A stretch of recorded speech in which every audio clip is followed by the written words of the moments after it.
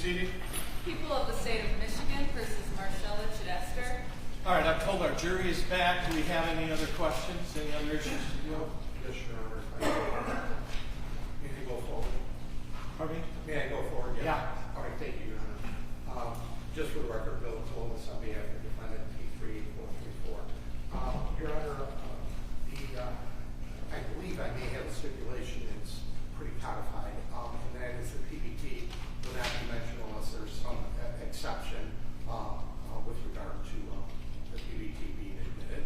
I just wanted to make sure it was on the record that nobody's going to mention that any of the officers or anything. It's statutory.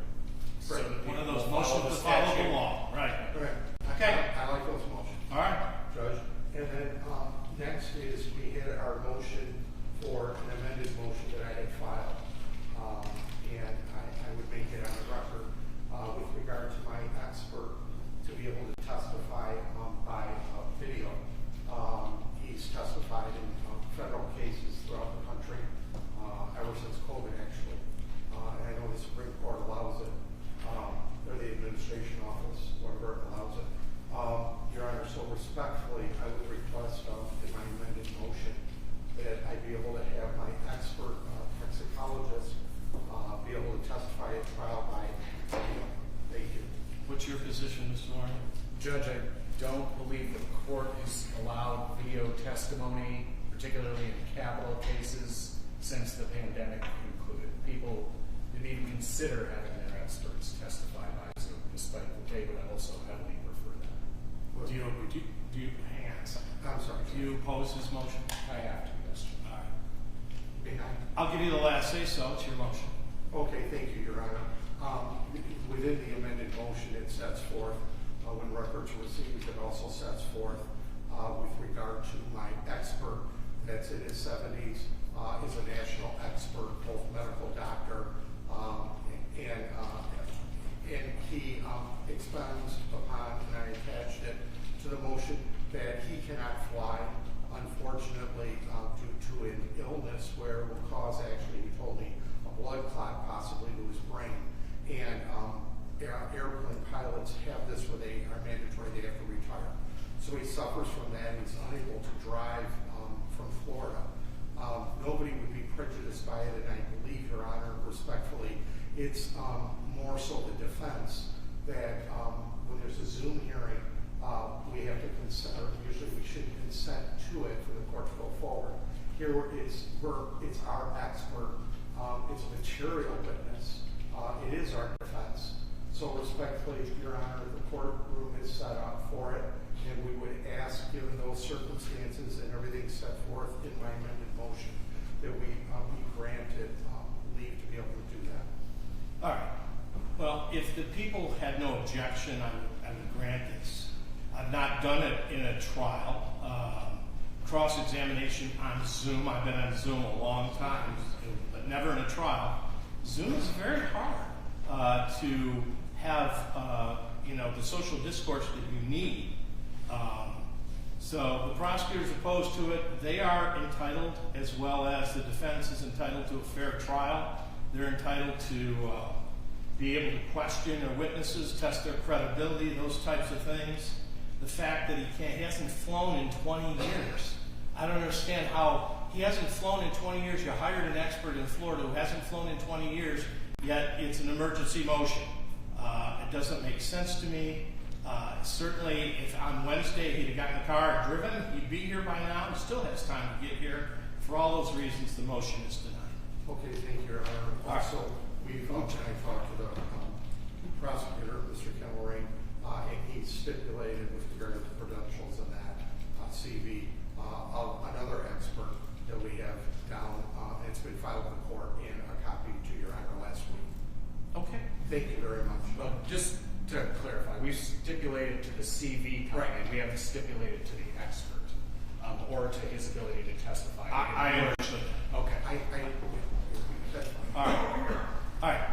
Let's bring the jury in, please. Well, no, we have one last thing, Judge. People and defense, I think, move for sequestration of all potential witnesses, except as the court rule pertains to action. All right. If there's a witness in the courtroom, they are to leave the courtroom immediately, please. Don't see anybody moving. All right. Your Honor. Bring in a jury. I have one additional. All right. Thank you, Judge. Hurry up, because I just It's told just a you. capital offense, that's why I wanted to make a record on this. I don't know if there's any victims that are gonna be testifying or not. If they're not, certainly I understand that they're not gonna be sequestered. Secondly, that I've learned that when the prosecution, I haven't even had a chance to put it in writing, I will tonight if you wanna take it up tomorrow morning, formally by a motion.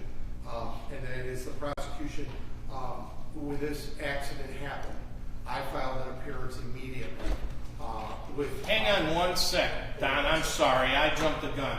I filed, thank you, Judge. I filed an appearance with the court, and I filed an appearance with the prosecutor at 9:03 in the morning, immediately after this happened. Let's get right to the point, okay? Okay. What's your issue? I filed at 9:03. At 3 o'clock, they executed a search warrant. The prosecutor's office knew of my appearance, and I represented. They had ex parte communication in getting a warrant without notifying me.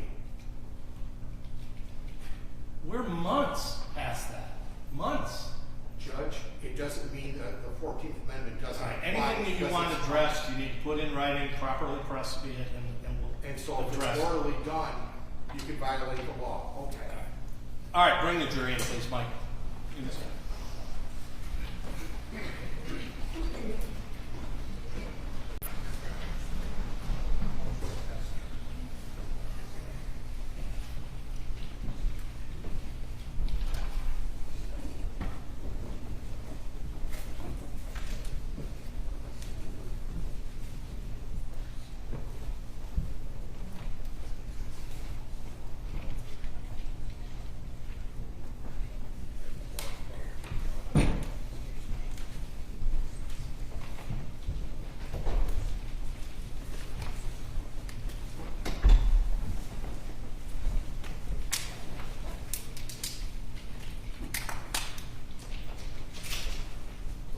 All right, you may be seated. Welcome back, ladies and gentlemen. I appreciate you guys being on time. That's really important to keep things moving along. I previously swore you in. I have some of the preliminary instructions to continue to read you. When you were in the jury room, you probably saw those. That's what I'm reading now. So there's a copy for each of you in there. At the end of the trial, I'm going to provide you with a copy of my final instructions so that you follow those to use during deliberations. I'm going to explain some of the legal principles you'll need to know in the procedure that will follow in this trial. Elements of the charge.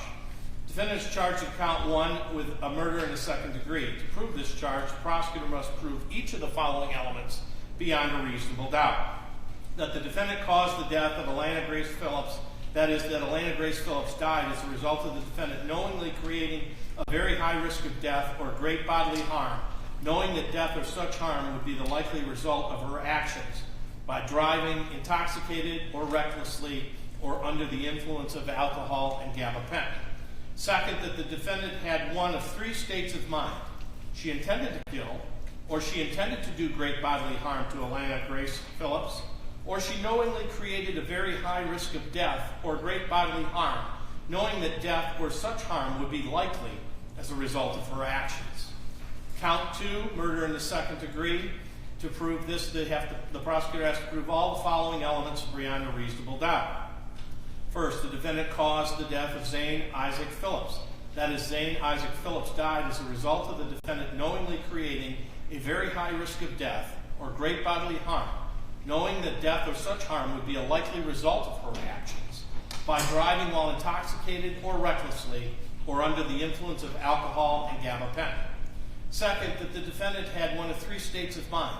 She intended to kill, or she intended to do great bodily harm to Zane Isaac Phillips, or she knowingly created a very high risk of death or great bodily harm, knowing that death or such harm would be likely the result of her actions. Count 3, operating a motor vehicle while intoxicated, causing death.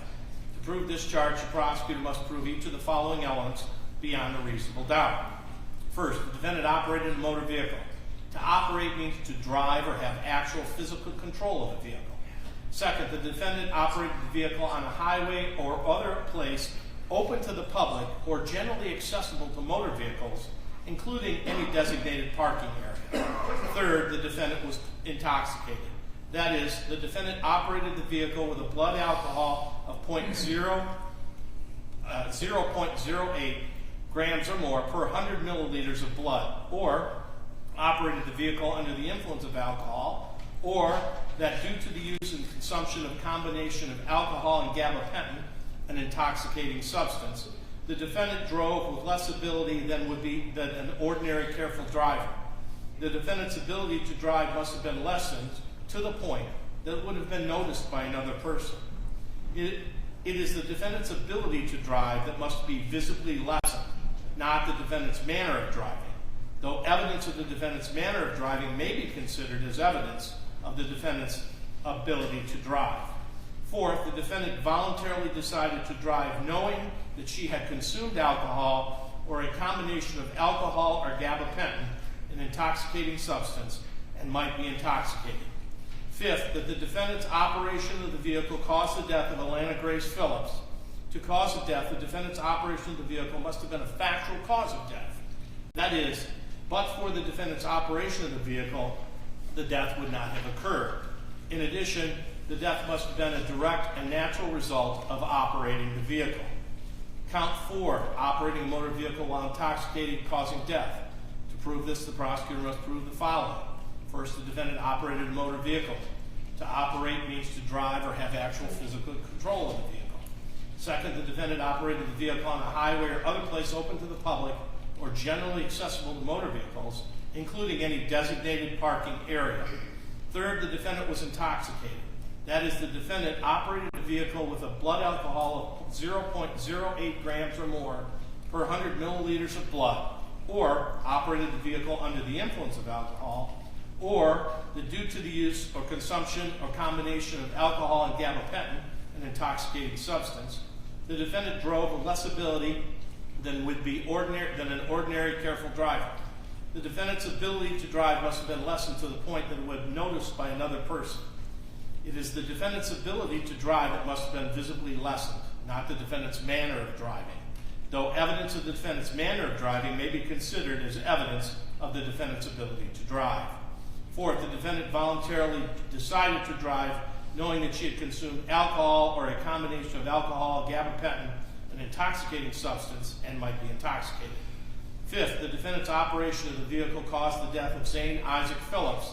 To cause death, the defendant's operation of the vehicle must have been a factual cause of death. That is, but for the defendant's operation of the vehicle, the death would not have occurred. In addition, the death must have been a direct and natural result of the operating of the vehicle. Any objection to me summarizing on 5, 6, 7, 8, 9? Not from the people. No, Your Honor. All right. All of the elements are the same. Count 5 is operating a motor vehicle while intoxicated, causing serious impairment of bodily function. As you'll see, all of the elements are the same. Operate the vehicle, the defensive operation, was on a highway or other place open to the public, all of those things. And the final element in this particular case is that the defendant's operation of the vehicle caused a serious impairment of body function to Mariah Lynn Dodds. To create such an injury, the defendant's operation of the vehicle must have been a factual cause of the injury. That is, but for the defendant's operation of the vehicle, the injury would not have occurred. In addition, the injury must have been the direct and natural result of operating the vehicle. Count 6 is operating a motor vehicle while intoxicated, causing serious impairment of bodily function to another person. Again, all of the elements are the same, except in this one, the fifth element, the defendant's operation of the vehicle caused serious impairment of body function to Edward Thomas Smothers. To cause such injury, the defendant's operation of the vehicle must have been the factual cause of the injury. That is, but for the defendant's operation of the vehicle, the injury would not have occurred. In addition, the injury must have been the direct and natural result of operating the vehicle. Count 7, also operating a motor vehicle while intoxicated, causing serious impairment of bodily function. All of the elements are the same, except for element 5, and that pertains to injury caused to Jaden Bryce Phillips. Count 8, operating a motor vehicle while intoxicated, causing serious impairment of bodily function. All of the elements are the same, except for element 5, causing serious impairment of bodily function to Leah Marie Stiff. And then count 9, operating a motor vehicle while intoxicated, causing serious impairment of bodily function. All the elements are the same except element 5, and this one is causing serious impairment of body function to Diane Virginia Medina. A person accused of a crime is presumed to be innocent. This means that you must start with a presumption that the defendant is innocent. This presumption continues throughout the trial and entitles the defendant to a verdict of not guilty unless you are satisfied beyond a reasonable doubt that she is guilty. Every crime is made up of parts called elements. The prosecutor must prove each element of a crime beyond a reasonable doubt. The defendant is not required to prove her innocence or do anything. If you find that the prosecutor has not proven each element beyond a reasonable doubt, then you must find the defendant not guilty. Proof beyond a reasonable doubt is proof that leaves you firmly convinced of the defendant's guilt. A reasonable doubt is a fair, honest doubt growing out of the evidence or lack of evidence. It's not merely an imaginary or a possible doubt, but a doubt based on reason and common sense. A reasonable doubt is just that, a doubt that's reasonable after a careful and considered examination of the facts and circumstances of this case. Trial procedure is as follows. First, the prosecutor makes his opening statement, where he gives his theories about the case. The defendant's lawyer does not have to make an opening statement, but he may if he wants to, or he may wait and make that opening statement later. These statements are not evidence. They're only meant to help you understand how each side views the case. Next, the prosecutor presents his evidence. He does that by calling witnesses to testify and showing exhibits like photographs or documents. The defense lawyer has the right to cross-examine the prosecutor's witnesses. After the prosecutor has presented his evidence, the defense attorney may also offer evidence, but he is not required to do so. By law, the defendant does not have to prove her innocence or do anything or produce any evidence. If the defense does call a witness, the prosecutor has the right to cross-examine them. The prosecutor may also call witnesses to contradict the testimony of the defense witnesses. After all the evidence has been presented, the prosecutor and defense lawyer will make their closing arguments. Like the opening arguments, these are not evidence. They're merely meant to help you understand the evidence and the way each side sees the case. You must base your verdict only on the evidence. My job as judge in this trial is to make sure the trials run fairly and efficiently, to make decisions about evidence, and to instruct you about the law that applies in this case. You must take the law as I give it to you. Nothing I say is meant to reflect my own opinions about the facts of the case. As jurors, you're the ones who will decide the case. Your responsibility as jurors is to decide what the facts of the case are. That's your job and no one else's. You must think about all the evidence and all the testimony and decide what each piece of evidence means and how important you think it is. This includes how much you believe what each witness says. What you decide about the facts of the case are final.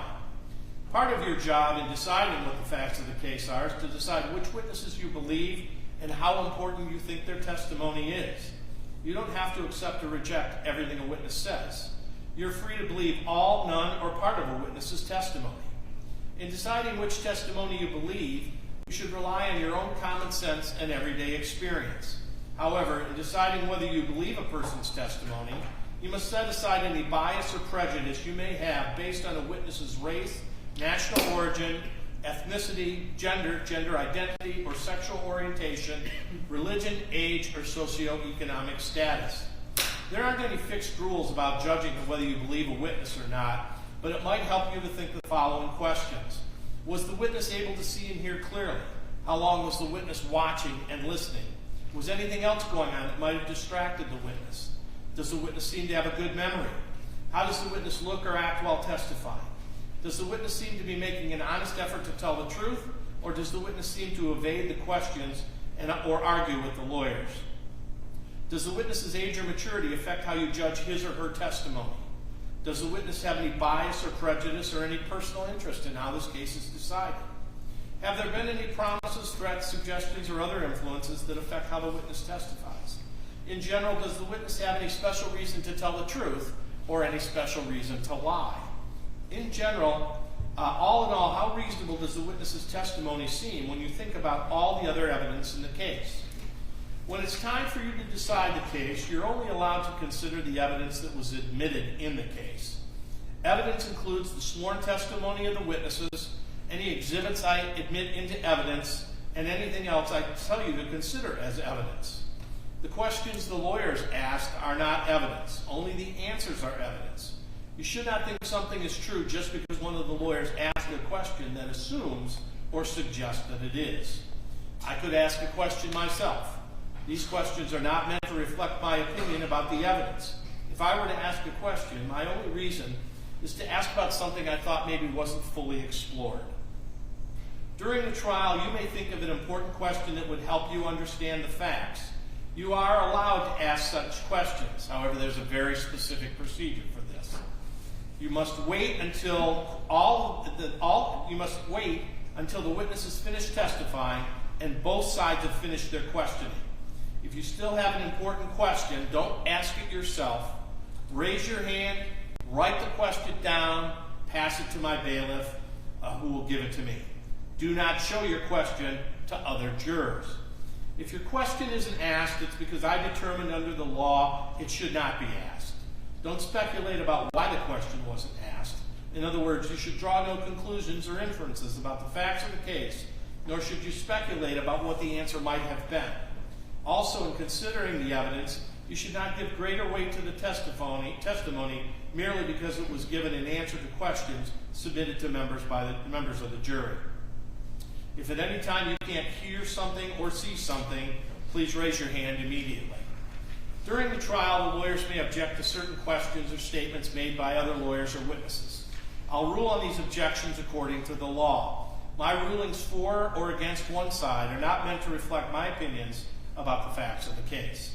Sometimes the lawyers and I will have to discuss things out of your hearing.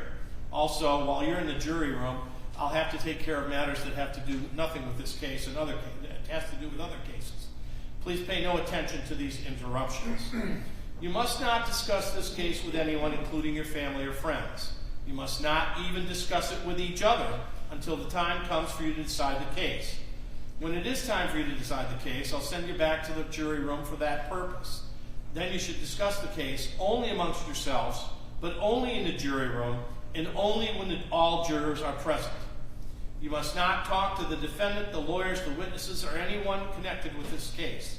This means you may not speak to these individuals, even if it has nothing to do with the case itself. You should be very cautious about speaking to people because you may inadvertently speak to someone connected with this case. This restriction is necessary to avoid even the appearance of an improper conduct on any person's part. If someone tries to discuss the case with you or in your presence, tell them to stop. Explain that you're a juror and you're not allowed to discuss the case. If they continue, leave and report this to my staff as soon as you return to court. When the trial is over, these restrictions no longer apply. So when the trial is over, you may, if you wish, discuss the case with anyone. During the trial, do not read, listen to, or watch any news reports about the case. Under the law, evidence you consider to decide must meet certain standards. For example, witnesses swear to tell the truth. The lawyers must be able to cross-examine them. Because news reports do not meet these standards, they could give you an incorrect or misleading information that might unfairly favor one side or the other. So to be fair to both sides, you must follow this instruction. The restrictions I'm about to describe to you are meant to ensure the parties get a fair trial. In our judicial system, it's crucial that jurors are not influenced by anything or anyone outside the courtroom. Under the law, the evidence you consider must meet certain standards. As I said before, witnesses swear to tell the truth. The lawyers are able to cross-examine them. Because information outside the courtroom doesn't have these same safeguards, it could give you an incorrect or misleading information that might unfavorably favor one side or the other. These restrictions start now and continue until I discharge you from jury service. It is your duty as a juror to decide this case based solely on the evidence you see and hear in this courtroom. You must not consider information that comes from anywhere else. This means until you deliver your verdict, you must not read, watch, listen to, or receive any information, including opinions or commentary about this case, whether in newspapers, television, radio, internet, or on social media platforms. You must not research any aspect of this case during the trial. This means research regarding your cell phone, computer, or other electronic device to search the internet, as well as research with traditional resources like dictionaries, reference manuals, newspapers, or magazines. Excuse me. You must not investigate this case on your own or conduct any experiments concerning the case, including experiments using those items I mentioned. You must not visit the scene of any event that took place in this trial. If it was necessary for you to view the scene, the court staff would take you there as a group under court supervision. You must not consider as evidence any personal knowledge you have of the scene. You must not share any information about the case by any means, including cell phones or social media. This means even if you're not discussing the case with someone else, you may not post any information about the case on social media websites or in any other manner. If you discover that a juror has violated my instructions, please report it to the court staff. You may take notes during the trial if you wish, but you don't have to. If you do take notes, you should be careful that it doesn't distract you from paying attention to all the evidence. When you go to the jury room to decide your verdict, you may use your notes to help you remember what happened in the courtroom. If you do take notes, don't let anyone except the other jurors see them, and only during deliberations. Your notes will not be examined by anyone else, and when your jury service concludes, your notes will be collected and destroyed. You can see that we've chosen a jury of 14. After you've heard all the evidence and my instructions, we'll draw lots to decide which two of you will be dismissed to form a jury of 12. Possible penalties should not influence your decision. If you find the defendant guilty, it's the duty of the judge to fix the penalty within the limits provided by law. I may give you more instructions during the trial, and after all of the evidence is entered and you hear the lawyer's closing arguments, I will give you additional instructions about the rules of law that apply in this case. You should consider all of my instructions a connected series. Taken together, they are the law that you must follow. After my final instructions, you'll go to the jury room to decide your verdict. A verdict must be unanimous. That means every juror must agree on it, and it must reflect the individual decision of each juror. It's important for you to keep an open mind and not make a decision about anything in this case until you go to the jury room to decide the case. You must not let bias, prejudice, public opinion influence your decision. Each of us has biases or perceptions that about other people based on stereotypes. We may be aware of some of our biases, though we don't express them. We may not be fully aware of some of our other biases. Take the time you need to test what might be automatic or instinctive judgments and to reflect carefully about the evidence. I caution you again to avoid reaching conclusions that might have been unintentionally influenced by stereotypes. You must reach your own conclusions about this case individually, but you should do so only after listening and considering the opinions of other jurors who may have different backgrounds and perspectives from yours. That includes our initial instructions. You ready for your opening statement? People are. Thank you, Jeff. Good afternoon, ladies and gentlemen.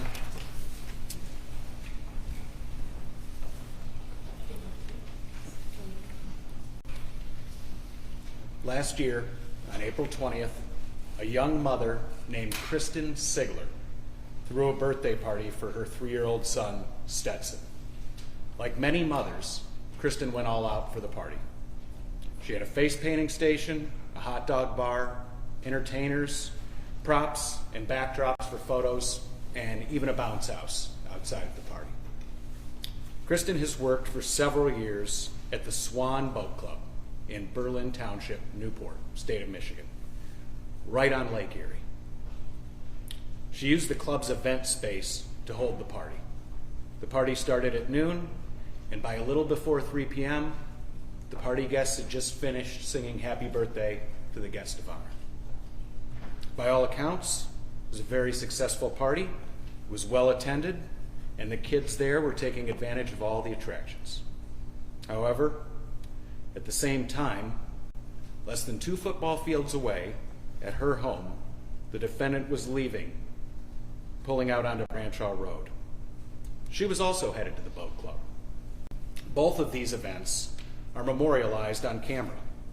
The party was captured on the Swan Boat Club security cameras, and the defendant on a home camera mounted above her garage building across the street. Mariah Dodds, a longtime friend of Kristen's, and her 3 children, Jaden, Zane, and Alana Phillips, had just sat down at a table to enjoy their lunch from the party's hot dog bar. As they were beginning their meal, The defendant backed out of her driveway, accelerated her car in an arc out of her driveway, crashing into a small tree and then into her neighbor's full-size pickup truck, forcing it through a wooden fence.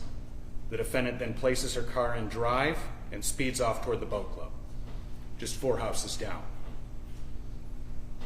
As Mariah grabs cake pops at the dessert station for her kids, the defendant barrels at full speed down Branchaw Road and makes a right turn into the club parking lot.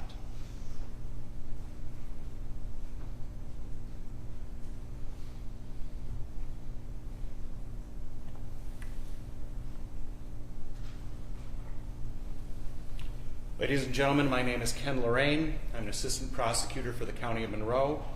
Along with my fellow assistant prosecutors, Christopher Marriott and Alexis Hatch, we will prove to you over the course of the next several days that defendant's actions in this case make her guilty of the charges of second-degree murder for Zane and Alana Phillips, OWI causing death for Zane and Alana Phillips, and OWI causing serious impairment of a body function for Zane and Alana's mom, Mariah, their brother, Jaden, and for Ed Smothers, Leah Stith, and Diane Medina. I don't particularly like long and winding opening statements. I like to give the jury what I would want if I were a juror.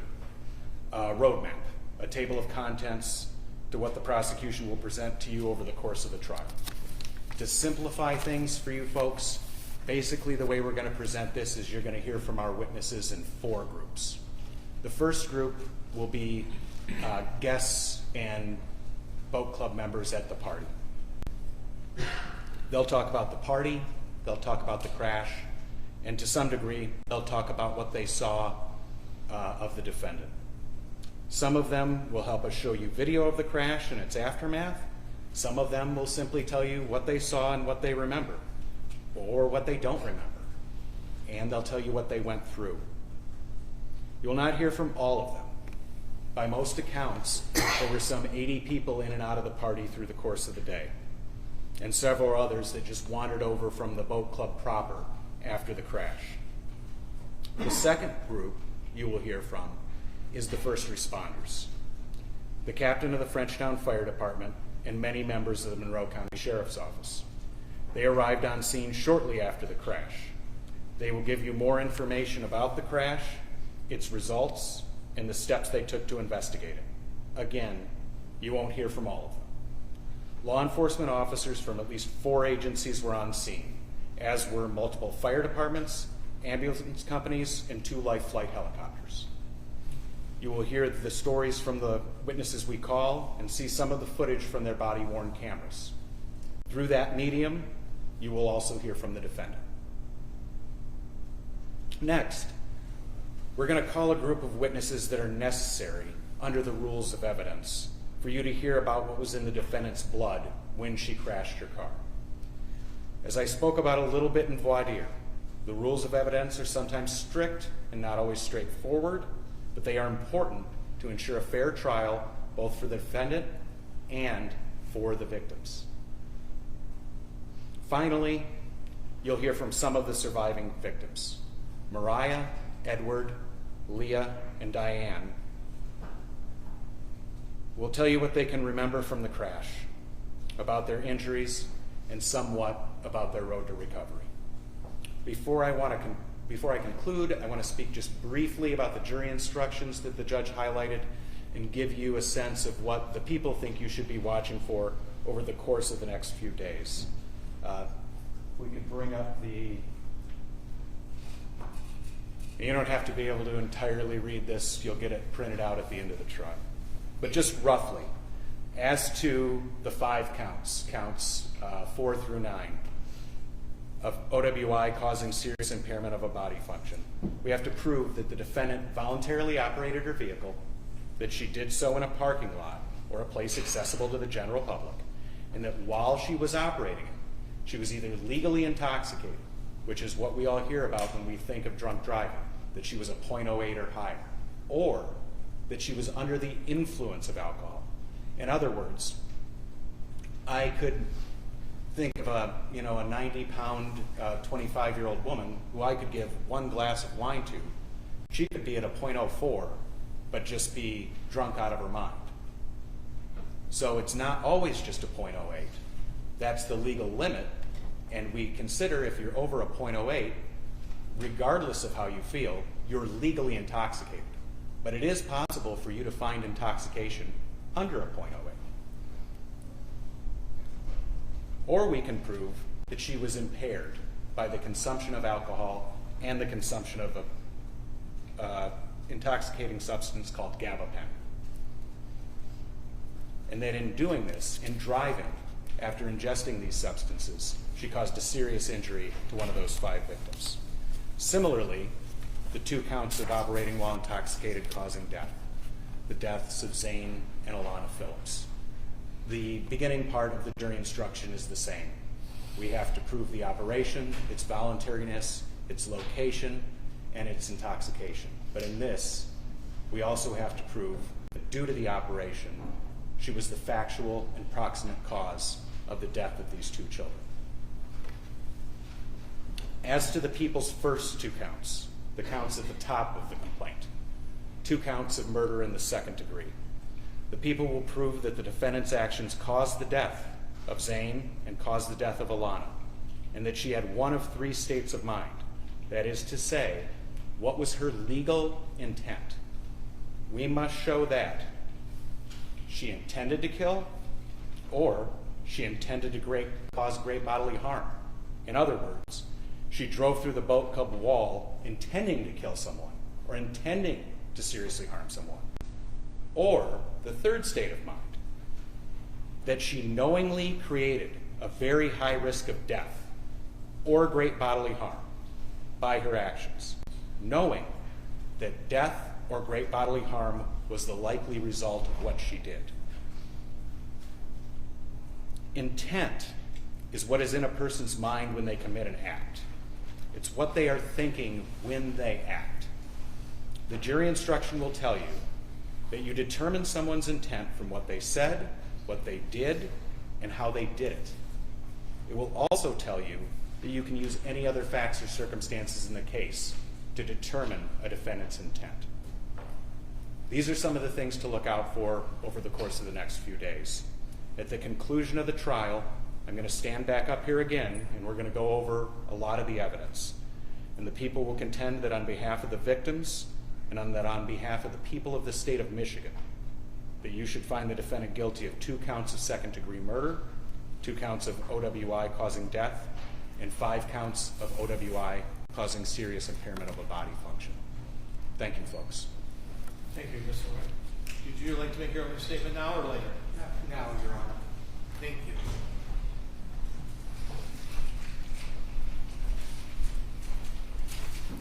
There's no question this is very, very sad of what took place. Very sad. There's nothing nice or near nice of the events that took place, and 2 children died and people were injured. There's nothing.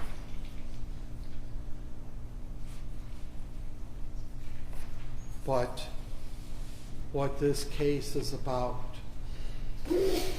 bless you, what this case is about is, was there an intent to kill somebody? Was there an intent to be reckless?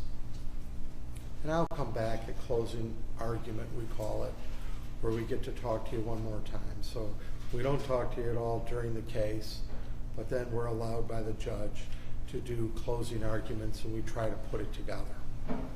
Certainly, I can tell you by, we look at the police reports and things like that, and we had 1 or 2 hearings, so we know a little bit of ahead of time. It's like sort of, I mean to make light of it, but sort of a little bit like the coming attractions on a movie, whatever.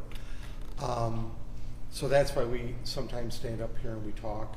It's not because we read minds. We have a good idea of the facts, at least how we interpret it. I, again, can't stress to you, and I'm very sincere, I can't stress to you how important this case is for everybody.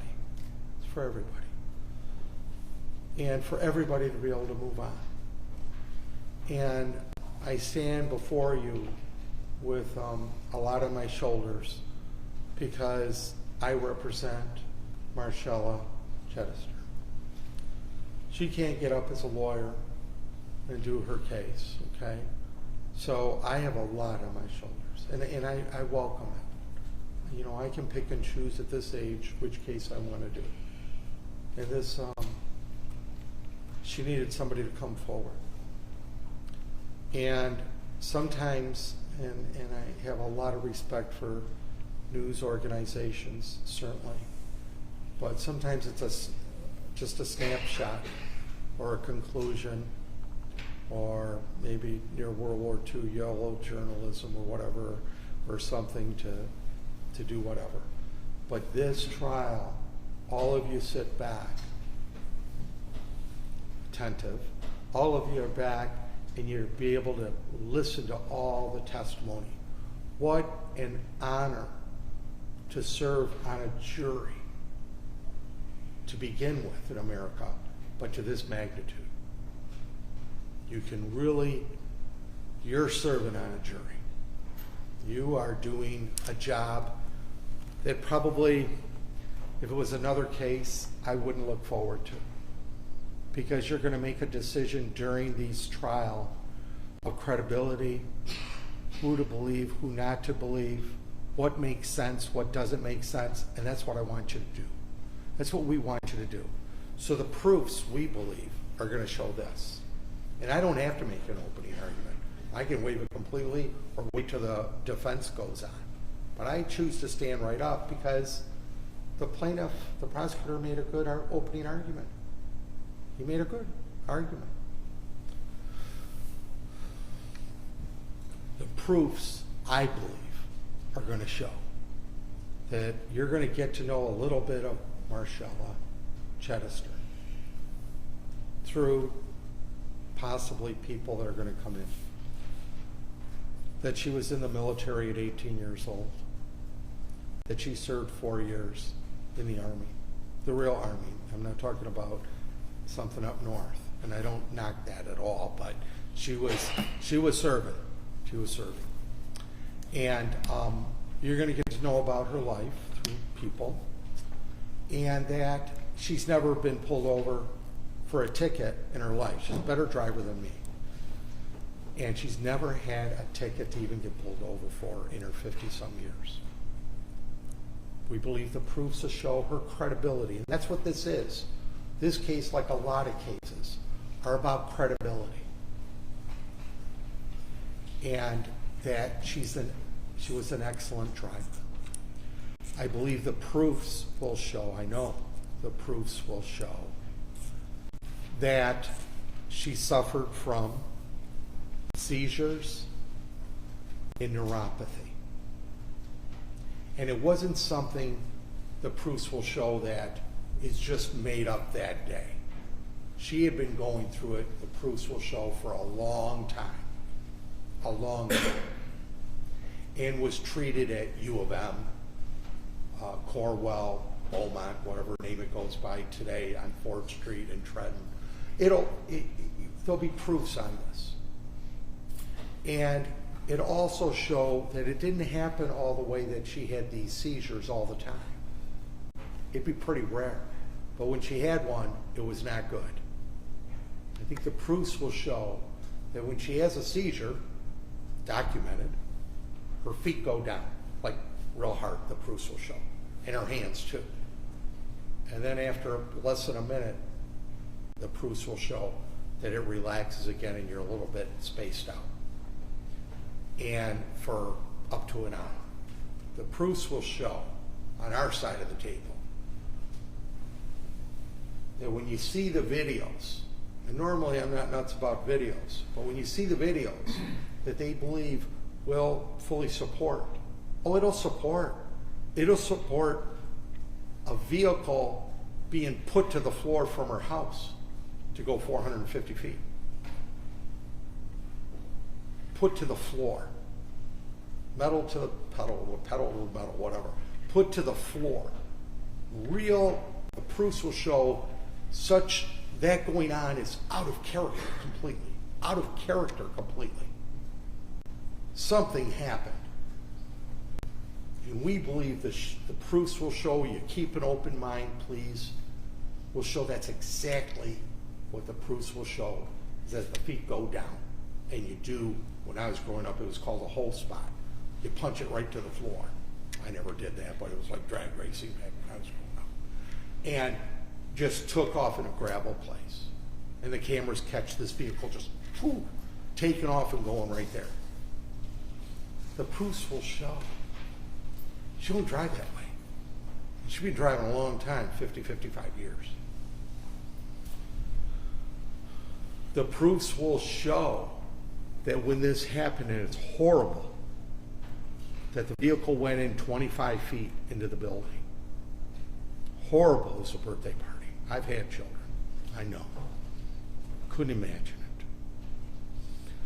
The proofs will show that when she was honest with them, because you look for other evidence for credibility, corroborating evidence, the proofs will show that she said, they say, what's going on? You know, police arrived. That I had one glass of wine. Well, you know, police hear that, I'm sure, a lot. I've only had one or two, and they get arrested for drunk driving. So where were you? At Vernus.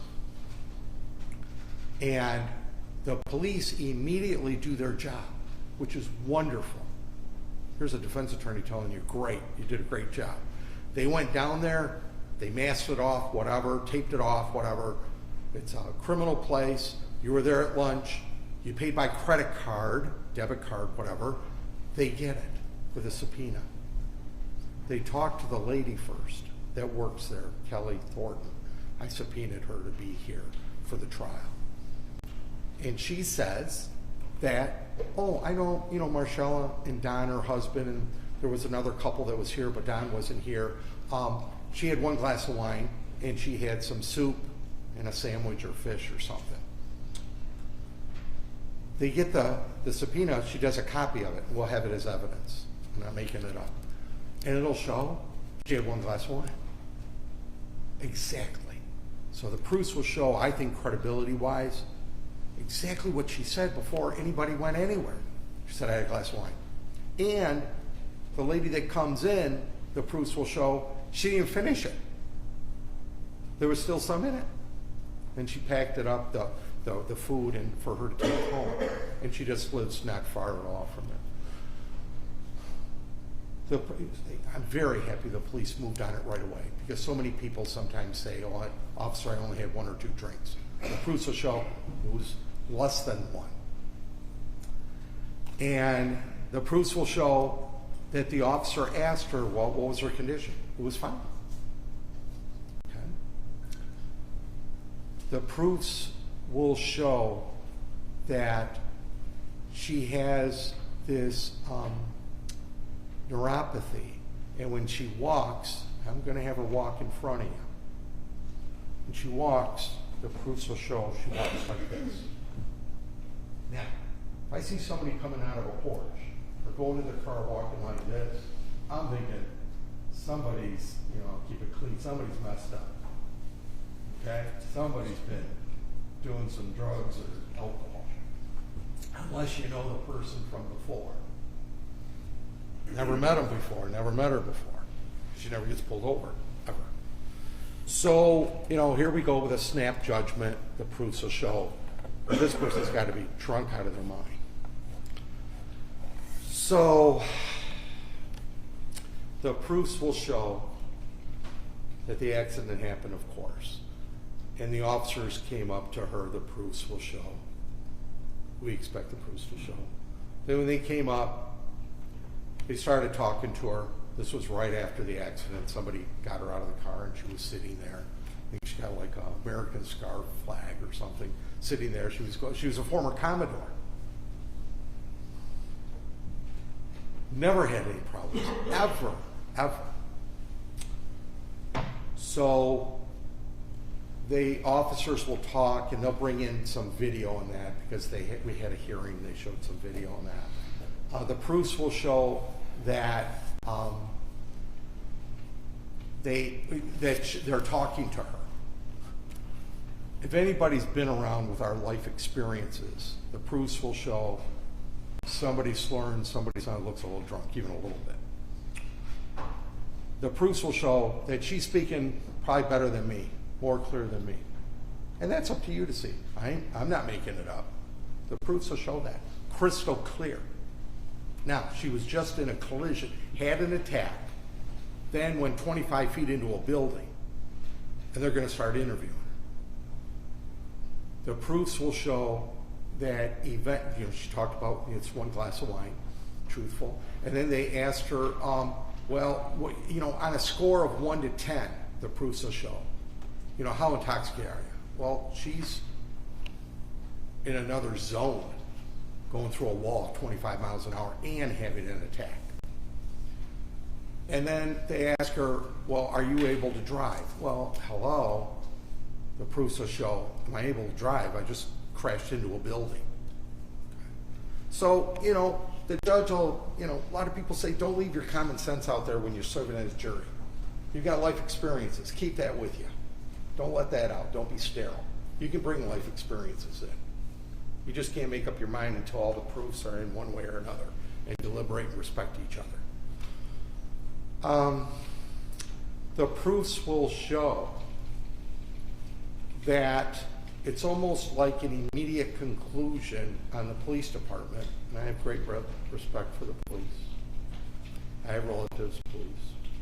The proofs will show that they got a search warrant and wanted to get blood from her. She had no problem if you want to do a blow breathalyzer or whatever. They didn't ask her. We want to do blood. And she even signed a consent form. Didn't even need whatever. She's not hiding anything. There's nothing to hide. Then they took the blood. They had it tested. We're going to get into all that. Not right now, of course, because I'm trying to somewhat keep it short. But there's a lot that's going to be covered because this didn't happen in a minute. It was a lot longer than a minute. And it's been a year. And this trial is going to be a few days long. So that's why I wanted to jump in and let you know at least where the defense is coming from, so you can have it in the back of your mind and say, hopefully Mr. Clovis, Bill Clovis, let's see what he's talking about. Will this go together, like he says? I feel very confident. I'm not going to over feel confident, but I feel confident that the proofs will show what I just said, what I've represented to you. I'm pretty strong on my representations, or else I don't make it. The proofs will show that she always was cooperative. She was always crystal clear. The proofs will show that when they asked her to do a sobriety test of the alphabet, I'm talking about at the scene, she was able to do the alphabet. Perfect. No slurring. Perfect. Not skip anything, not say double, not miss it, not end early. That's another something to look at. Is that somebody, if you're going to say that they're so heavily intoxicated, and people don't know where they're at, what day it is, or what time. This person's saying the alphabet, talking almost like you and I. These are things I want you to keep in mind. Why am I hitting this so hard? And I'm sure the judge is looking at me right now, with all due respect, saying you're taking a long time. Because I got 2 counts of murder, too, on my client. That's why. It's called a capital offense. This isn't playing a little game. 2 counts of capital murder. Murder 2. And all the other offenses. That's why. And I've taken it very personal. Because I want to see what's done right. And I respect each and every one of you, and especially when you're watching this. And it's a long time to be trapped in a seat that's not comfortable. And we appreciate it. We thank you in advance. Please wait till all the evidence is in. They get to go first. I bite my lip, like I said earlier, till we get to put up any proofs. Please don't do a knee-jerk reaction and wait till all the proofs are in. Thank you very much. Thank you, Mr. Clovis. First witness. Thank you, Judge.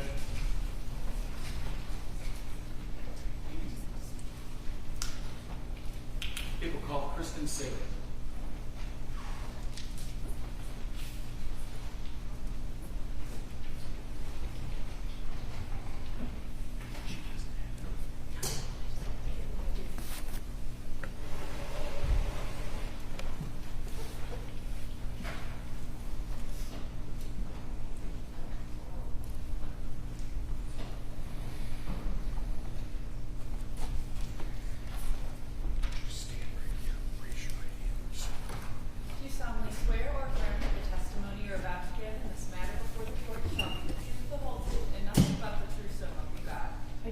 Ma'am? Right this way. Watch your step. I got the chair. Thank you.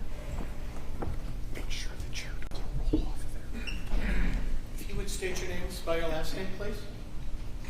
Kristen Sigler, first name Kristyn, last name Sigler, Sigler. Thank you. Mr. Warren. Thank you, Judge. Ms. Sigler, how do you know about the Swan Boat Club?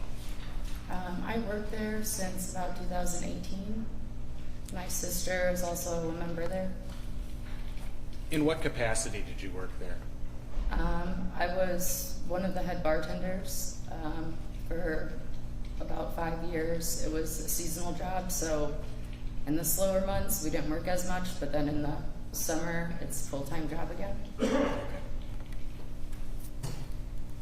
Through that end, did you plan a birthday for your party, or a birthday party for your son at the boat club? I did. His third birthday, I rented the pavilion area. And when you say the pavilion, what does that include?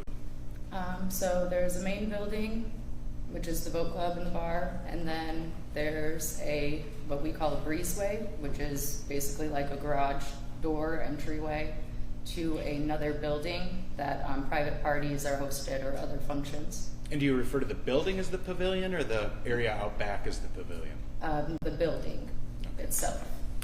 Ms. Sigler, I'm just going to show you this just to make life easier. Stand up, or is it going to be on there? It could be on there too, but just so you've seen it. Okay. Yeah. Does this look familiar?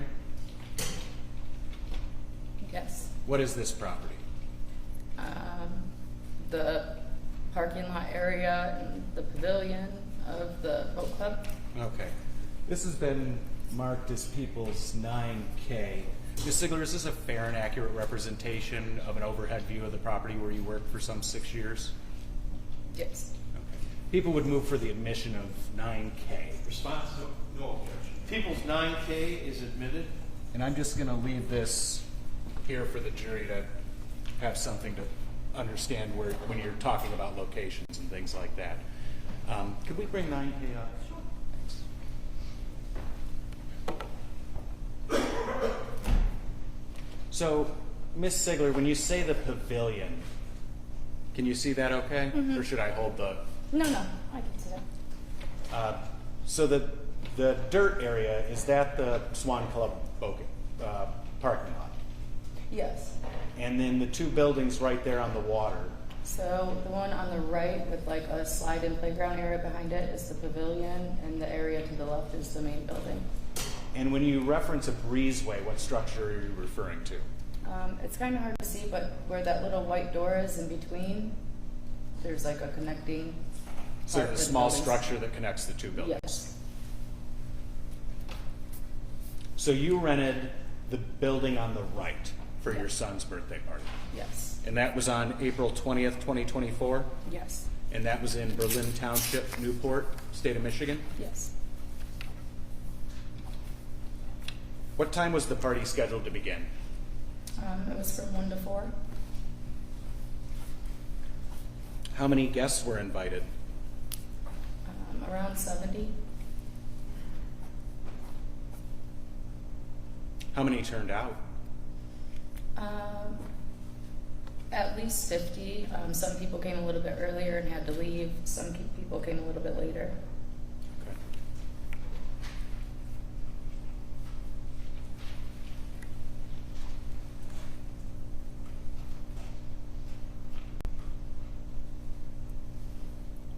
Are you familiar with Mariah Dodds? Yes, I am. How are you familiar with her? We have been best friends since we were 5. Okay. Are you familiar with her children? Yes, they're my godchildren.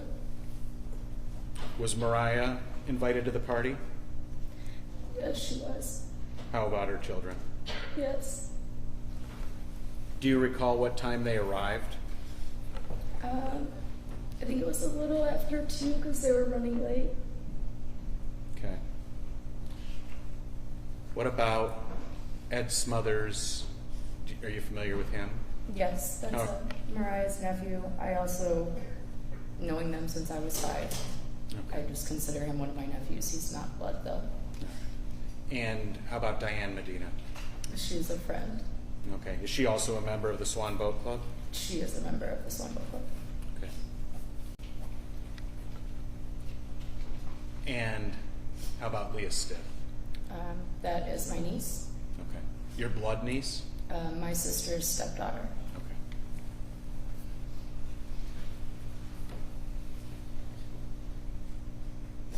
So the party began at 1. Is that correct? Yeah. And Mariah and her children arrive around 2 p.m. Is that correct? Yep. So you have to answer yes. I'm sorry. or no. Yes. And you can't just nod your head because they're recording it. Okay. I know it's hard, but okay. Yeah. Thank you.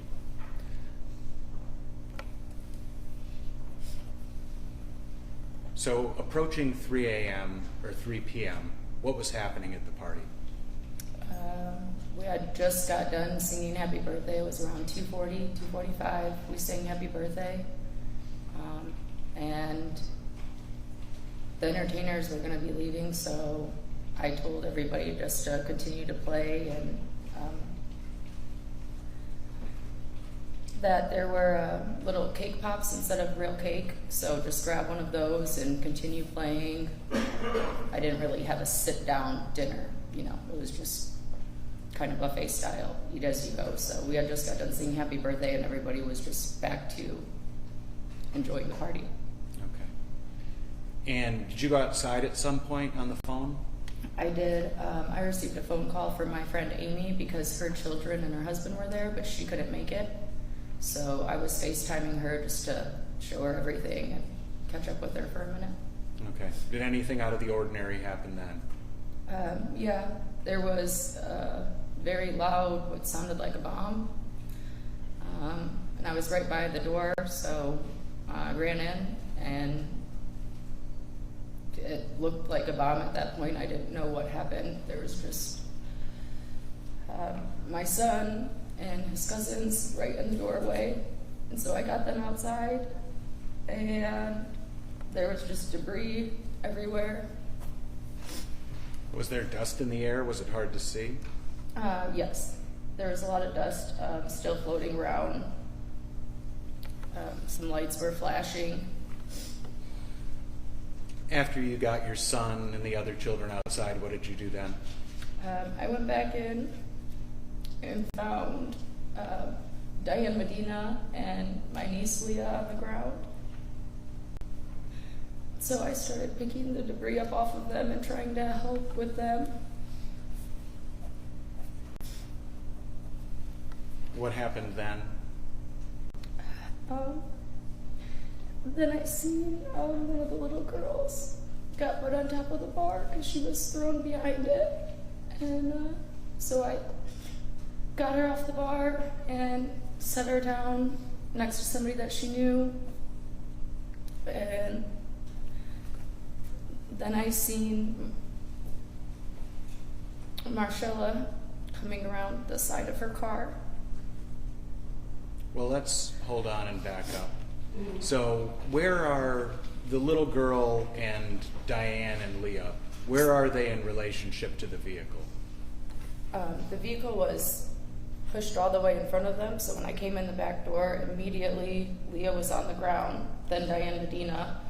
The car was shoved up, and the little girl, after I started pulling stuff off, she got set on top of the bar, like right in front of me kind of, so I took her off. And so at this time, you're inside the event space. What is the tenor inside? What's it like? Is it completely silent? Is Oh, no. There was screaming, yelling. I accidentally stepped on Diane when I was trying to help her, so we were trying to maneuver around people without hurting them. Yeah, it was just chaos. So you indicated at one point you saw the defendant. Yes. Did you know the defendant prior to this? Yes. How did you know her? She comes into the Swan Boat Club where I worked. Okay. Do you see the defendant in the courtroom here today? I do. Could you point her out for the jury? And Record should reflect the witnesses identified the defendant. thank you, Judge. After you saw the defendant, what happened? I went over to her. I was kind of already right there, so I was at the back of her car. She was being walked around the back of her car, and I grabbed her. And then I realized that it was a car that was in front of me, because before I didn't realize it was a car. I just seen a big mess. And so when we got to the back of her car, I grabbed her and I started yelling at her. And somebody yelled, "There's a kid under the car."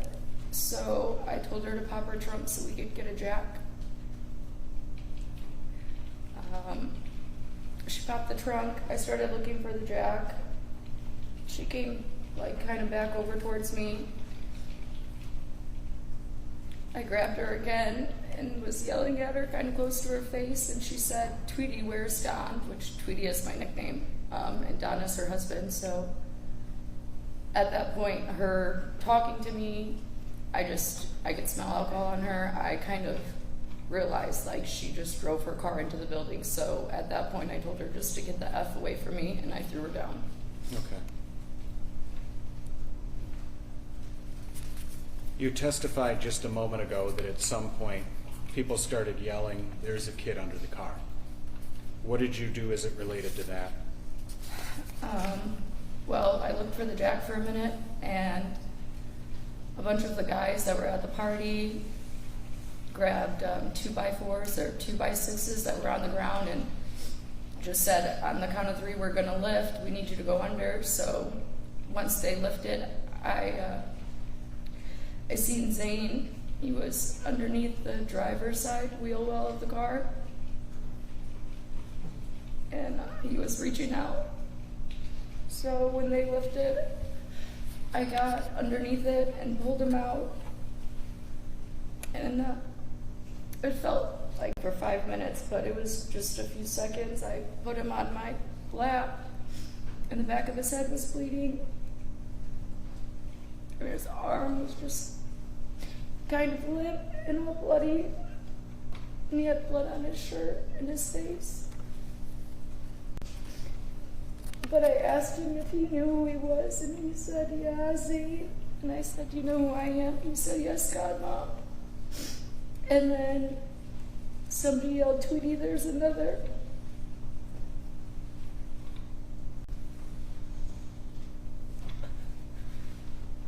So I handed Zane to my sister and tried to go back under for Alana, but I couldn't reach her, and the car started slipping, so they told me to come back out. And what did you do then, Kristen? I followed behind my sister. She was carrying Zane outside, and I followed behind her and told her just to keep talking to him, and that I had to go try to get Alana from the other side, which was the breezeway. And what did you see when you got to the breezeway?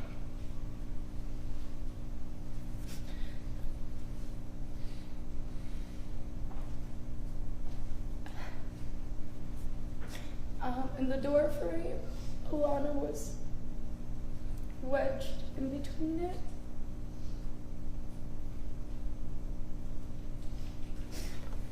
But she was already gone. She was blue and discolored.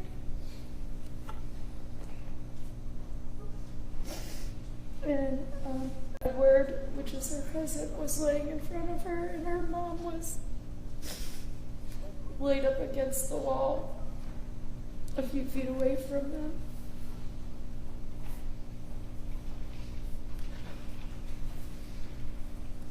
So what did you do then while you were in the breezeway?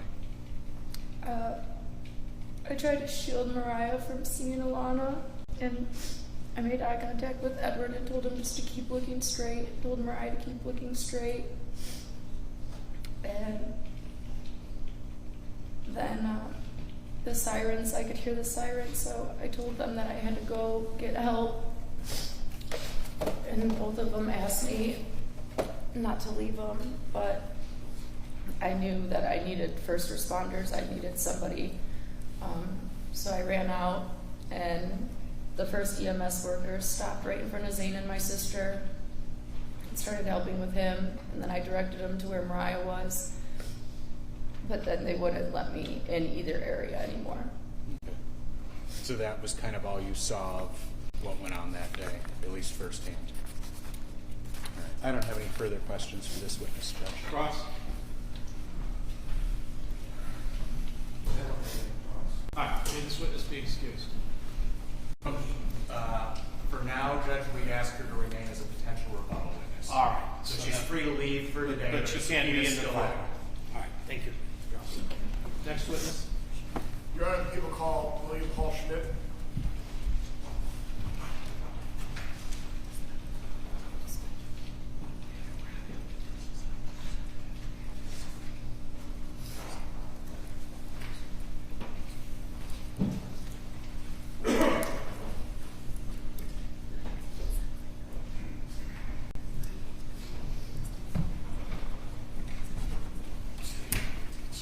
Do you solemnly swear or affirm that the testimony you are about to give in this matter before the court shall be the truth, the whole truth, and nothing but the truth, so help you God? I do. Sir, watch your step.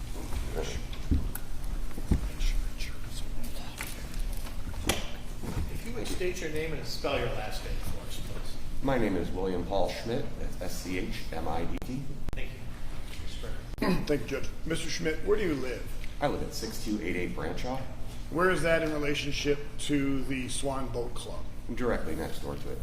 I'm going to show you what is up on the screen is People's Exhibit 9K. Is that your house right there, this blue house directly next to the boat club? Yes, it is. Okay. And were you living there on April 20th of 2024? I was. And do you know Marshella Chidester? I do. How do you know Miss Chidester? I've known her family pretty much all my life. And do you know where she lives in relation to the boat club? I do. Where does she live? Approximately 4 houses down. In which direction? Towards the boat club or past the boat club? Or On your way to the boat club, it would be the house just a little down the road across the street from the red barns. Yeah, barn that's sitting out there far in the road. this barn right here? That's her barn. Her house right is the across one street. directly across the street. This Correct. house here. Yes, Okay. I believe so. And were you home on April 20th of 2024? Yes, I was. And did something draw your attention to the boat club on that day? Yes, it was a huge sound, pretty much. We heard like something like an explosion. It's all kids running around. And do you know approximately what time that would have been? About 3 o'clock in the afternoon. And what did you do when you heard that big sound? I went to investigate it. There were some kids that used to tear up the parking lot, and I thought maybe it was them. So I wanted to make sure that at least I got it on video and tried to stop them from leaving the scene if it was them. And what did you see?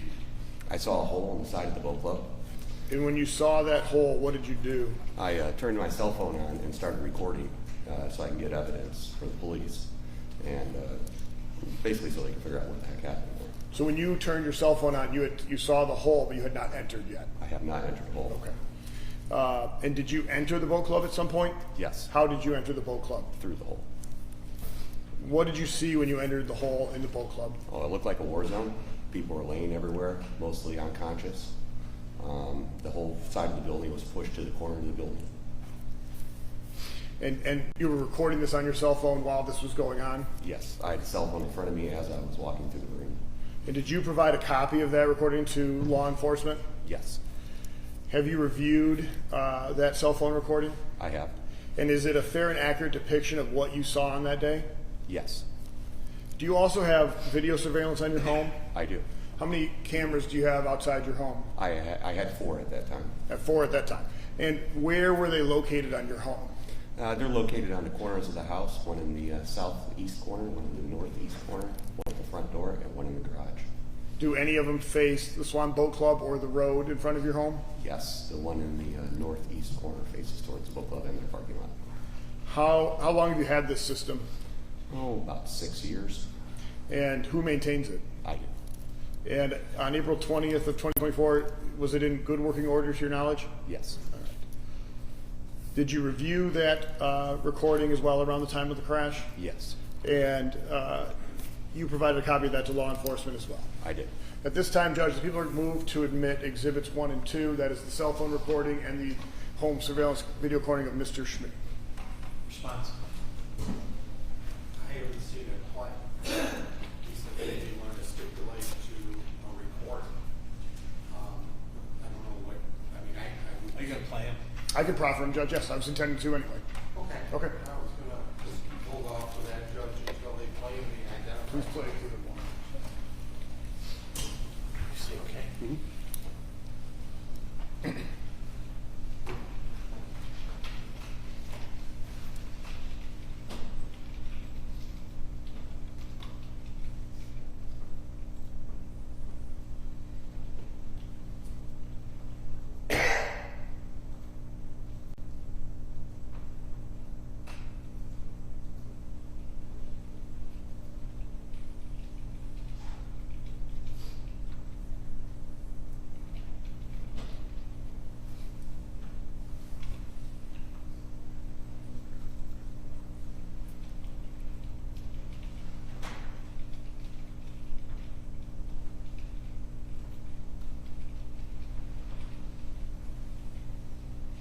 Mr. Schmidt, that is your home surveillance camera? Yes, it is. All right. People would again move to admit Exhibit 1, Judge. No, Judge. People's one is admitted. Provide a copy of that to the court. Please play Exhibit 2.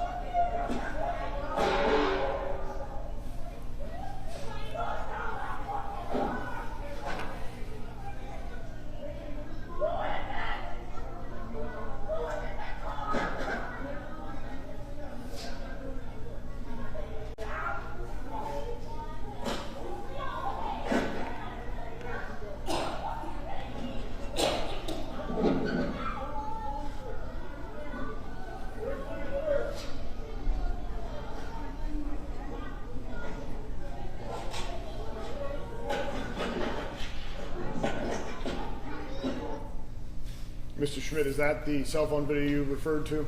Yes.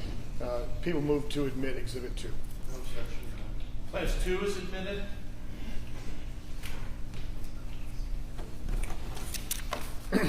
Mr. Schmidt, do you see Marshella in the courtroom today? I do. Can you please point to her and describe what she's wearing? She's right there. We're, Stipulate to Marshella The record should reflect the defendant, or I'm sorry, the witness identified the defendant. I have no further questions, Judge. Thank you. Cross. I don't have any questions. All right. May this witness be excused. Yes, Judge. Totally excused. For the people, Judge, yes. Okay. All right. Thank you, sir. thank you. Next witness. Judge, people call Jason Johnson.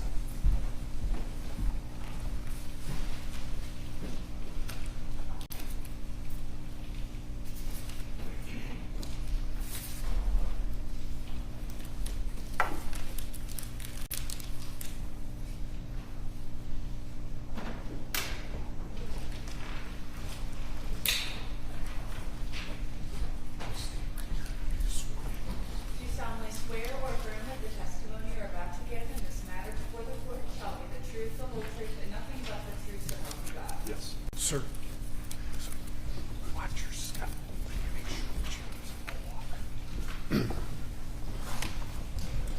state your name and spell your last name, please? Jason Johnson, Johnsson. Thank you. Good afternoon, Mr. Johnson. Afternoon. Mr. Johnson, could you tell the jury what your affiliation with the Swan Boat Club is? Longtime member of Swan, Okay. How long? over 20 years. Okay. Were you formerly in a leadership position at the I Swan was. Boat Club? What was the name of that position? A rear Commodore. So what does a Commodore and a rear Commodore do at the Swan Boat Club? Commodore oversees the entire club. The rear manages the club itself.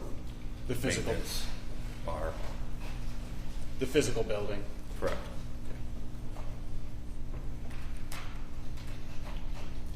Are you familiar with the club itself and the surrounding area? Yes, I am. Are you a resident of the surrounding area? I am. How long have you lived there? I believe 7 years now. So this is an area right off of Lake Erie, is that correct? Correct. What is the nature of the neighborhood and the roads and things like that? Country road, gravel, private, so it's maintained by the residents and Fish and Wildlife. Okay. What's your understanding of what the speed limit is on those roads? County says it's 25, Fish and Wildlife says it's 15. Okay.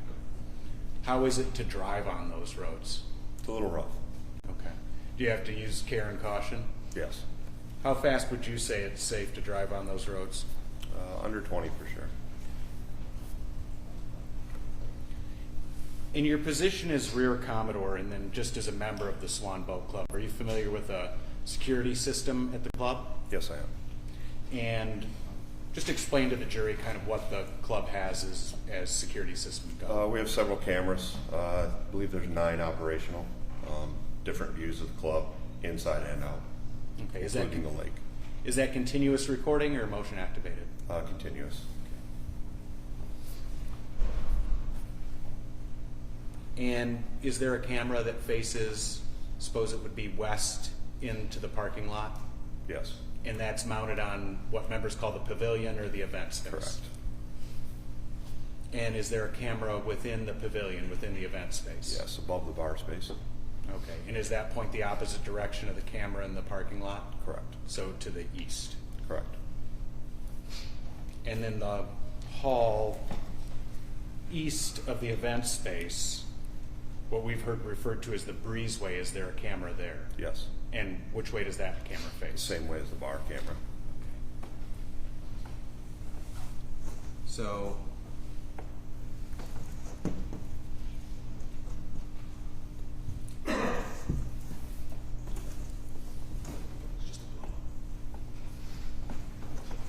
does this look familiar to you, Mr. Johnson? Yes, it's overhead view of the boat club. Okay. And is that a fair and accurate representation of the boat club from overhead? Yes. And this is marked People's Exhibit 9A. People would move for admission. There's final objection, Your Honor. 9A is admitted. Do we have this in the PowerPoint? No, we didn't. Are you able to see this at all Yes. from there? So, would it be fair to say that the camera in the parking lot is positioned roughly there? It's on that corner of that building right there. Okay, further. and then where would the field of view from that camera be? Pointing at the white SUV and at the fire truck. So out this way. Correct. And then describe on this photo, if you could, where the cameras on the bar and the camera on the breezeway are. The camera in the bar is right at the two different pieces of concrete, Your Honor, just can I inside. stand up and walk over Sure. and see this?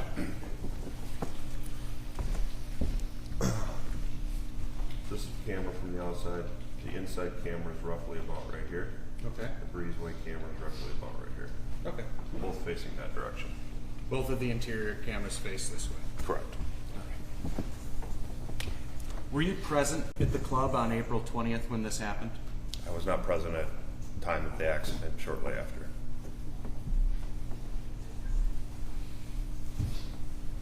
About what time did you arrive? I believe it was under 20 minutes after the incident.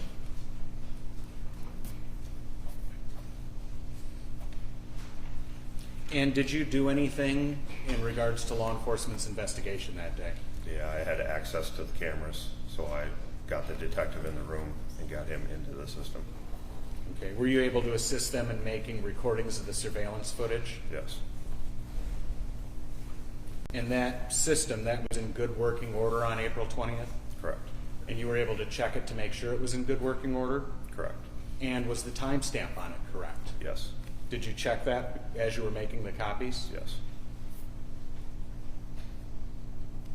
So, Judge, at this time, people would move to admit people's 3A, B, and C, which are clips of surveillance video from the 3 cameras we've spoken about at the Swan Boat Club at the time of the crash. Response, if I may, they haven't been shown yet, am I correct? So the way I do an exhibit, and the way I've asked Mr. Marriott and Ms. Hatch to, is offer it, get it admitted, and then proffer it. Because if we proffer it and it's not admitted, the cat's kind of out of the bag.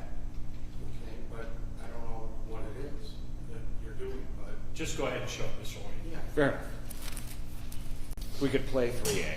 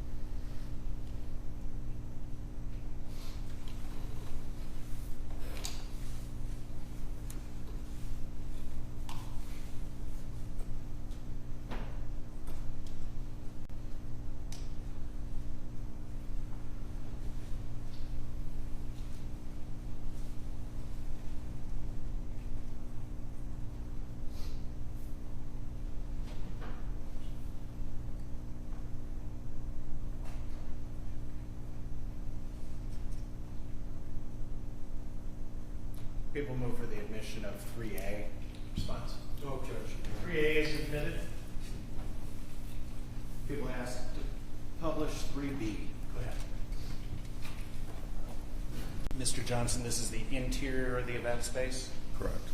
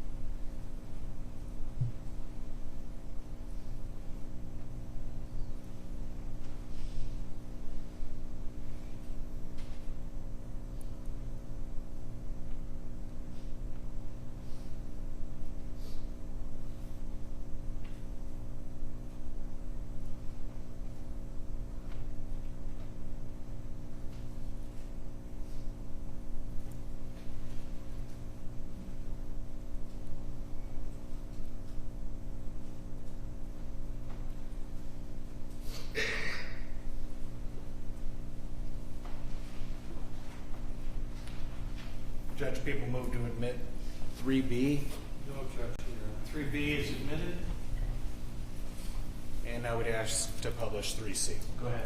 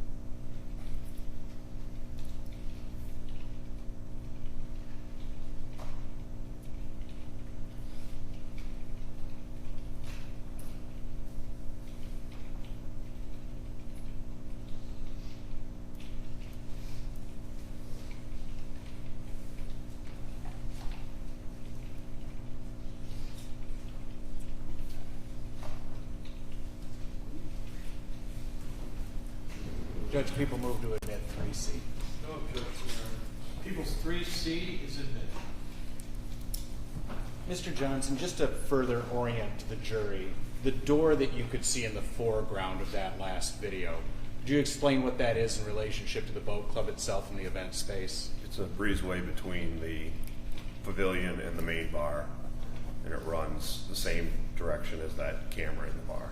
The view, Okay. line of view is so down towards the main club. All right. And so that's the main access to the pavilion or the event space. Correct.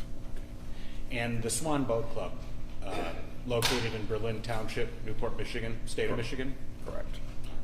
No further questions for this witness, Judge. Cross. Yes, thank you, Your Honor. Sir, you're in charge of maintaining the parking lot roadway, Correct. so when it's not in a good shape, you're the one responsible to take care of it. Was it in good shape at the time? That- When it's not in good shape, you're the one responsible to take care of it. Correct. Thank you. I don't have any other questions. Any redirect? Not on that issue. May this witness be excused. From the people, yes. Thank you. You may stay. Thank you. Next witness. Judge, people will call Denise Roberts.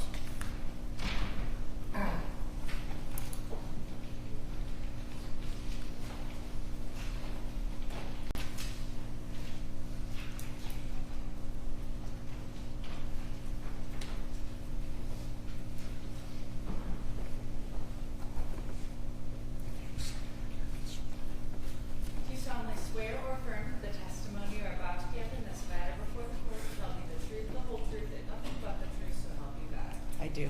Ma'am, right this way. Watch your step. Make sure the chair doesn't roll off there. Okay, thank you. Would you state your full name and then spell your last name for us, please? Denise Roberts, Roberts. Thank you. Yes, ma'am. Thank you, Judge. Ms. Roberts, are you familiar with the Swan Boat Club? Yes, I am. And were you actually there on April 20th of 2024? Yes, I was. Why were you at the Swan Boat Club on that day? For my great nephew's 3rd birthday party, Stenson. Stenson, that is. Stetson. And so your niece is Kristen. Kristen Sigler. Yes. Okay. And that is her son. Yes, it is. Approximately what time did you arrive at the party on that day? 1 o'clock. Can you please, for the jury, explain or describe the party prior to the crash? It was set up as a circus party. You thought you were walking into a live circus. She had a popcorn machine set up for the kids. She had cotton candy, all kinds of little cups to put candy and stuff in, make their own little candy baskets. She had games and activities for the kids. She had a bouncy house. She had a face painter, a stilt walker, a balloon maker. She also had girls doing big bubbles for them. And she had food set up for them for like walking tacos and hot dogs, like on a rolling machine to keep them warm. She had decorations on the ceiling. Were there a lot of people at this party? Yeah, I would say approximately 50 or 60 people. What percentage do you think were children? Oh, probably 25, 30, I think, right around there. And do you, what do you remember from the crash? I was standing there talking to my sister-in-law, and all of a sudden I heard a loud boom. And all I remember saying is, WTF. And do you think you lost consciousness? Yes. What do you remember when you came to?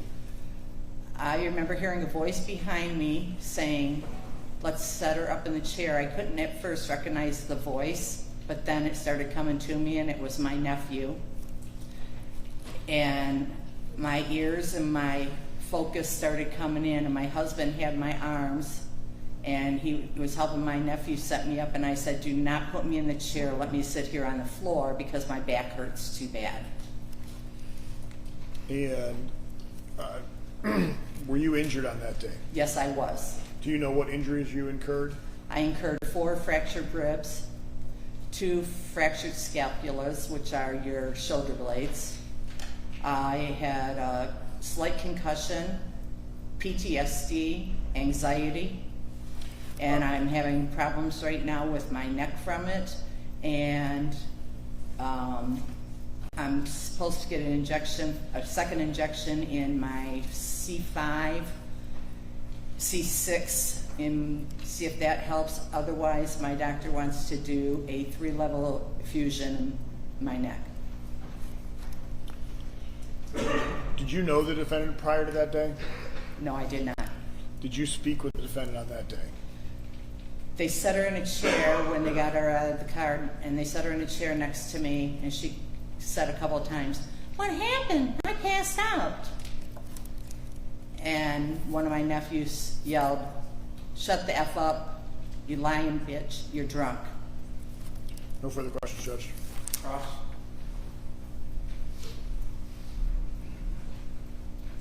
You never met my client before that day, am I correct? Correct. And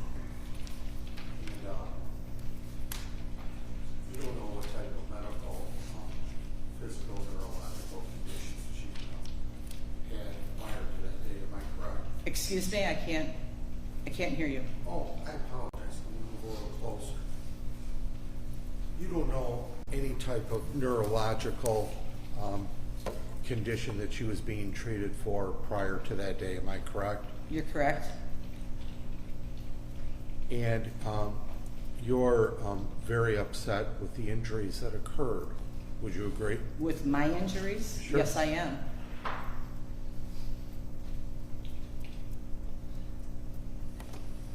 I've been being I don't- treated for I don't- 10 and a half months for them.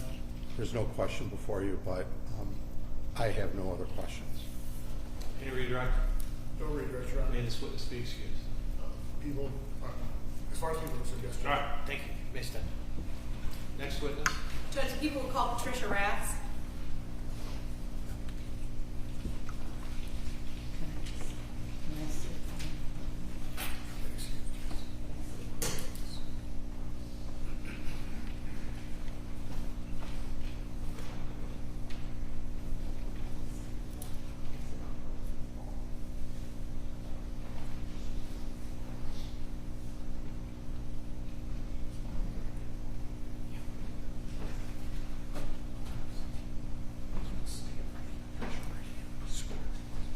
Do you solemnly swear or affirm that the testimony you are about to give in this matter before the court shall be the truth, the whole truth, and nothing but the truth, so help you God?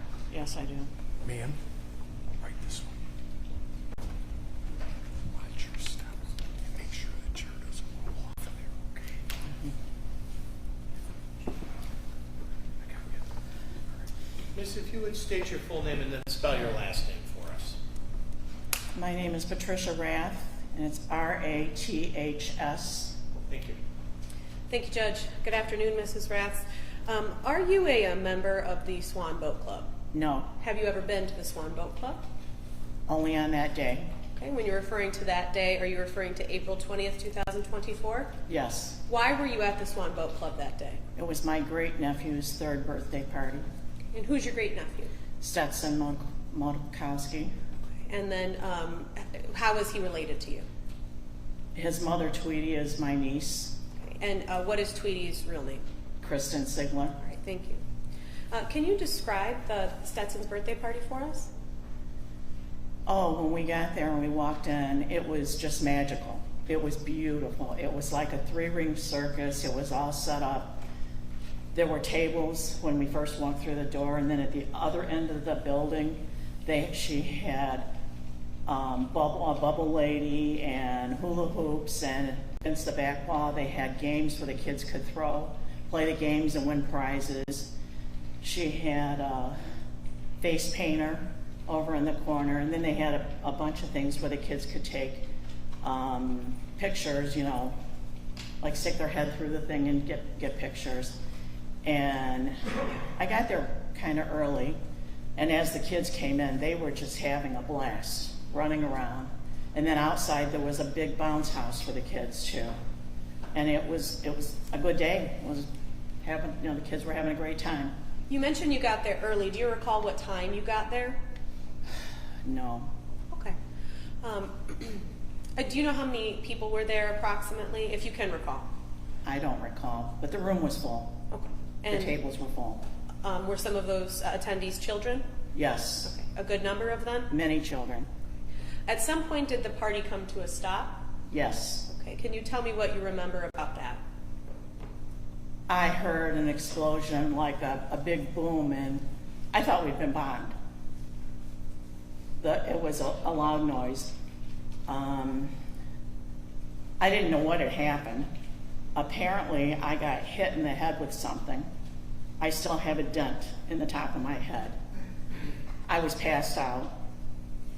When I came to, I could hear my son saying, "Mom, Mom, are you okay?"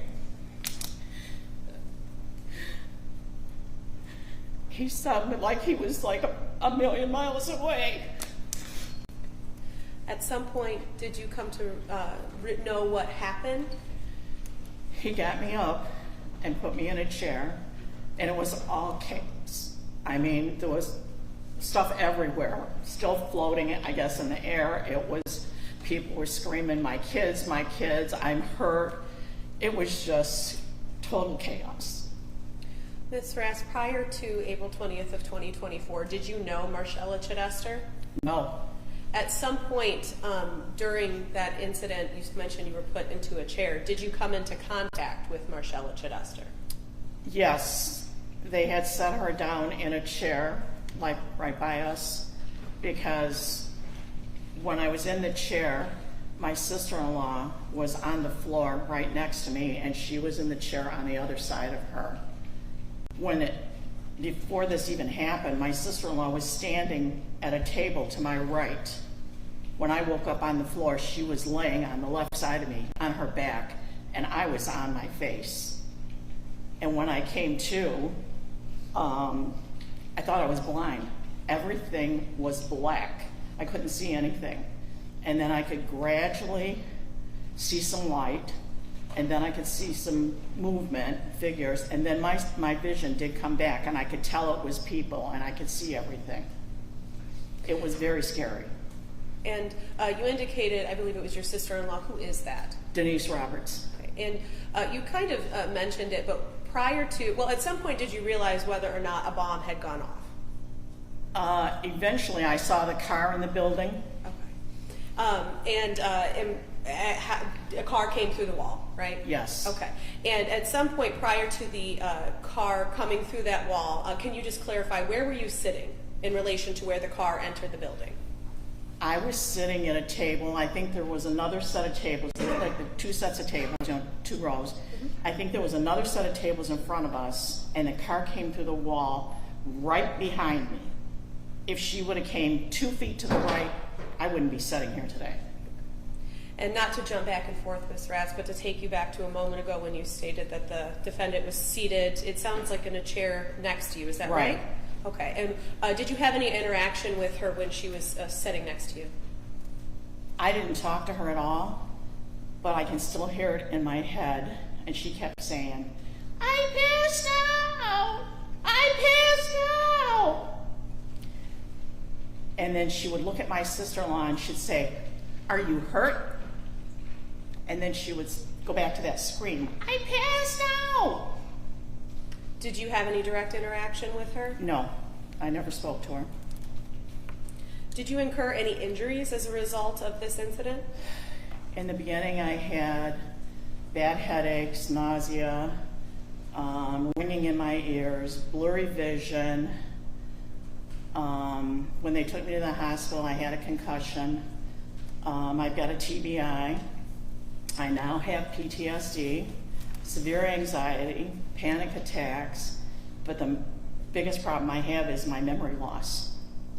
When you say TBI, what do you mean by that? Traumatic brain injury.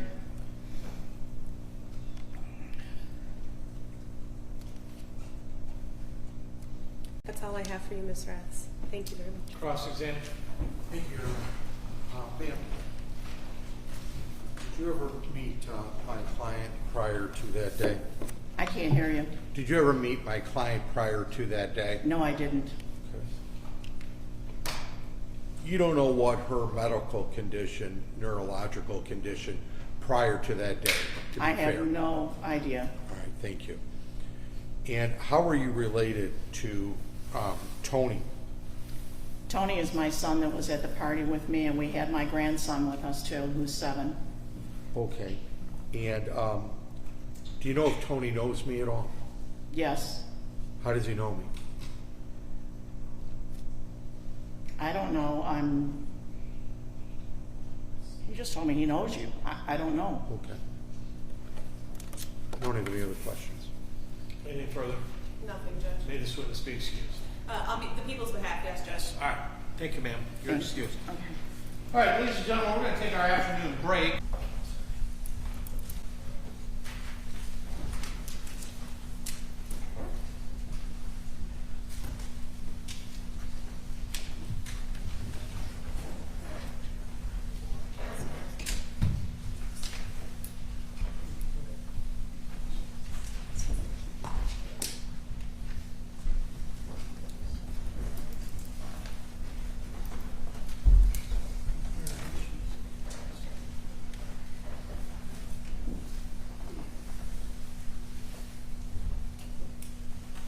All right, you may be seated. Welcome back, ladies and gentlemen. Your next witness, Mr. Lawrence. Your Honor, people call Jason Wickland.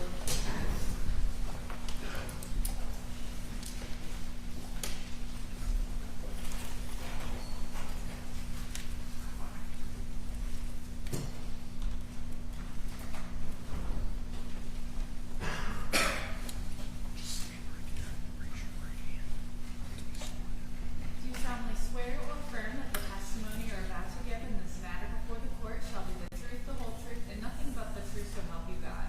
Yes, I do. Sir. Watch your step and make sure If you would state your name and spell your last name for us, please. Jason Wickland, Wickland. Thank you. Mr. Mayor. Thank you, Judge. Mr. Wickland, are you a member at the Swan Boat Club? No, I'm not. Have you been there before? A couple times with family. Were you there on April 20th of 2024? Yes, I was. Why did you go to the Swan Boat Club on that day? It was a grandson's party. Your grandson's party? Yeah. Okay. And do you know about what time you would have arrived? I think it was pretty early, so between 1 and 2 o'clock, it was around there. Can you describe for the jury what the party was like prior to the crash? It's fun, happy, kids were laughing, playing, enjoying ourselves. Were there a lot of people present? There was quite a few people there.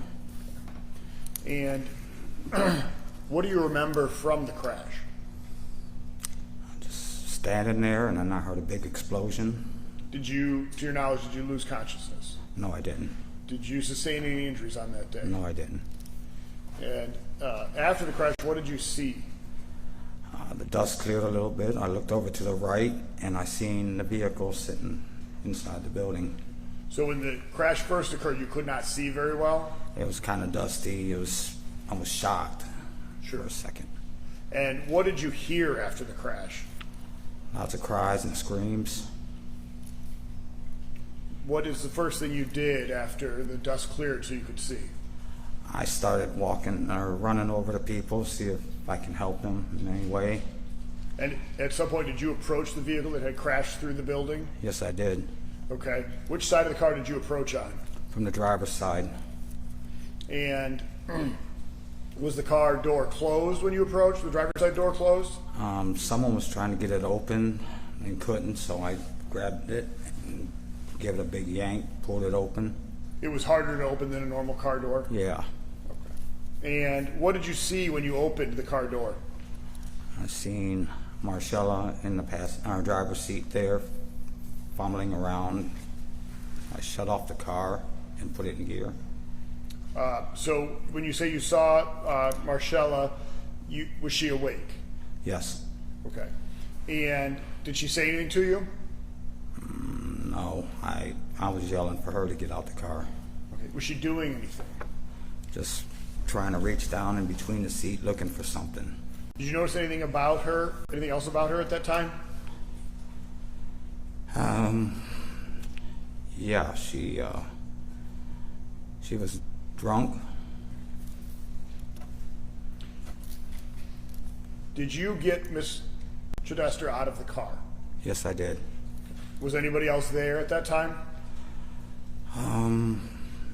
There was another person that was there. I can't remember who it was, but the one that helped me open the door. We walked her to the back of the vehicle. Okay. And after you got Miss Chidester out of the car, what did you do next? I heard a baby cry, and I looked underneath the vehicle, and I yelled for a jack. Couldn't find a jack, so I looked on the ground, and there was 2x4s, and there was a couple of us there that grabbed the 2x4 and lifted the vehicle, and Tweety Christian climbed underneath the car and grabbed the baby out. Did you know Marshella Chidester prior to this? No, I didn't. No further questions, Judge. Cross. Thank you, Judge.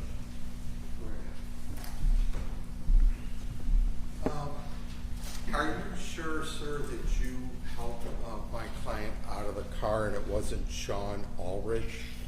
I was there. I was sorry? there. Yes, I did grab her out of the car. You did not? Yes.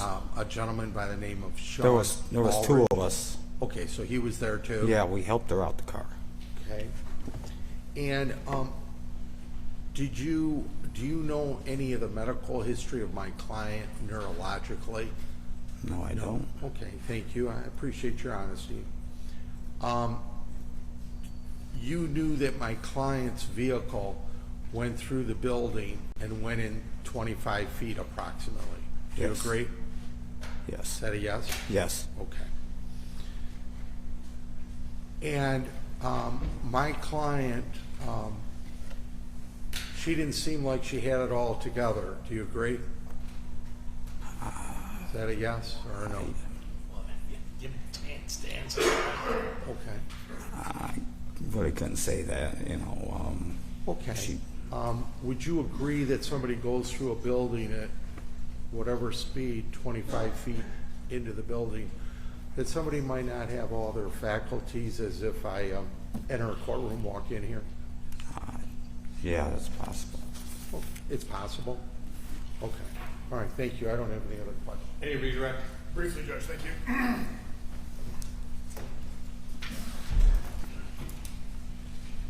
Mr. Wickland, you testified that you believe the defendant was drunk when you got out of the car. What led you to believe that? When I reached in the vehicle and shut the car off, I could smell alcohol on her. And when you say you shut the car off, so when you opened the door, the car was still on. Yes. Do you know if the car was still in drive? Yes. Okay, no further questions, Judge. Your Honor. Sir, their party, this party that was going on, there were a lot of people there? Yes, there was. Okay, a lot of adults? Adults and kids.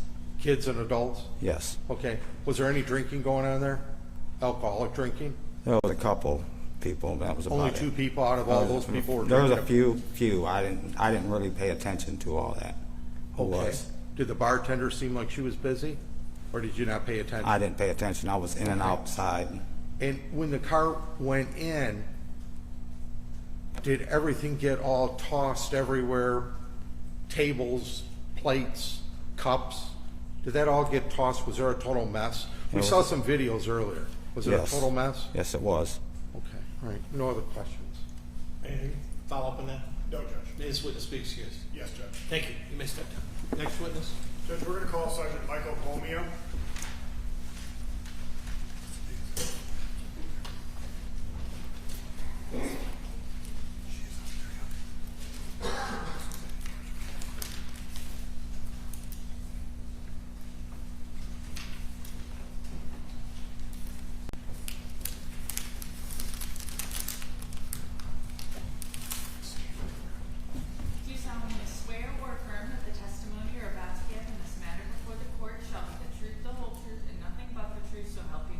Yes, I do.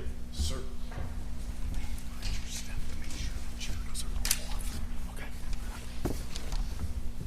Sergeant, would you state your full name and spell your last name for us, please?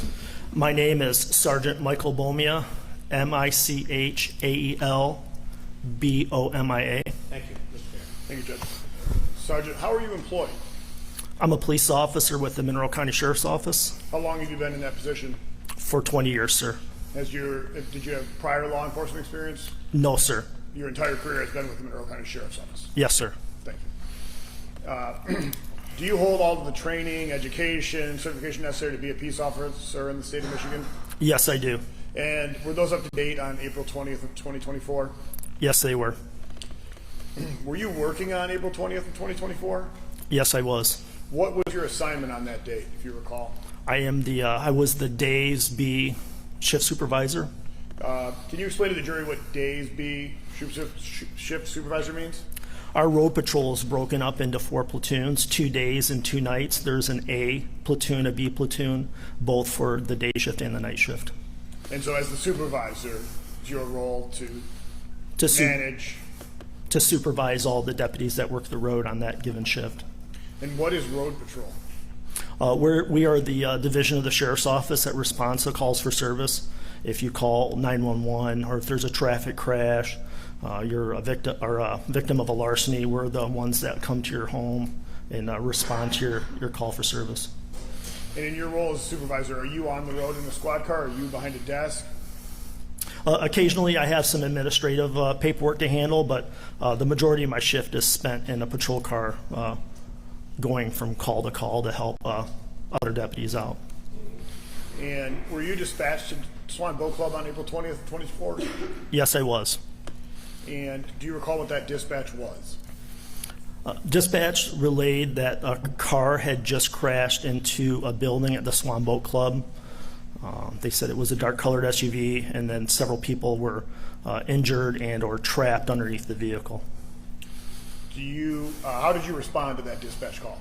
I was in the area of North Dixie Highway and I-75. I responded down North Dixie Highway to Trombley, Blanchett. I don't know exactly all the roads, but the most direct route. And do you know approximately what time you would have arrived on scene? It was approximately 3:15. So about 3:15 in the afternoon? Yes, sir. Okay. What did you observe when you arrived at the Swan Boat Club? When I arrived at the boat club, there was several people laying on the ground in need of medical help.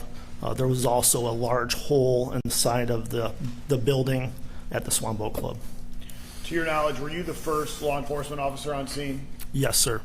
And were there other first responders when you had arrived? Just before my arrival, several firefighters had arrived on scene to help provide medical care. And at some point, did you enter the boat club? Yes, I did, sir. How did you enter the boat club? I entered through the hole in the side of the building. This is the hole that the car created? Yes, sir. What did you see when you entered the boat club?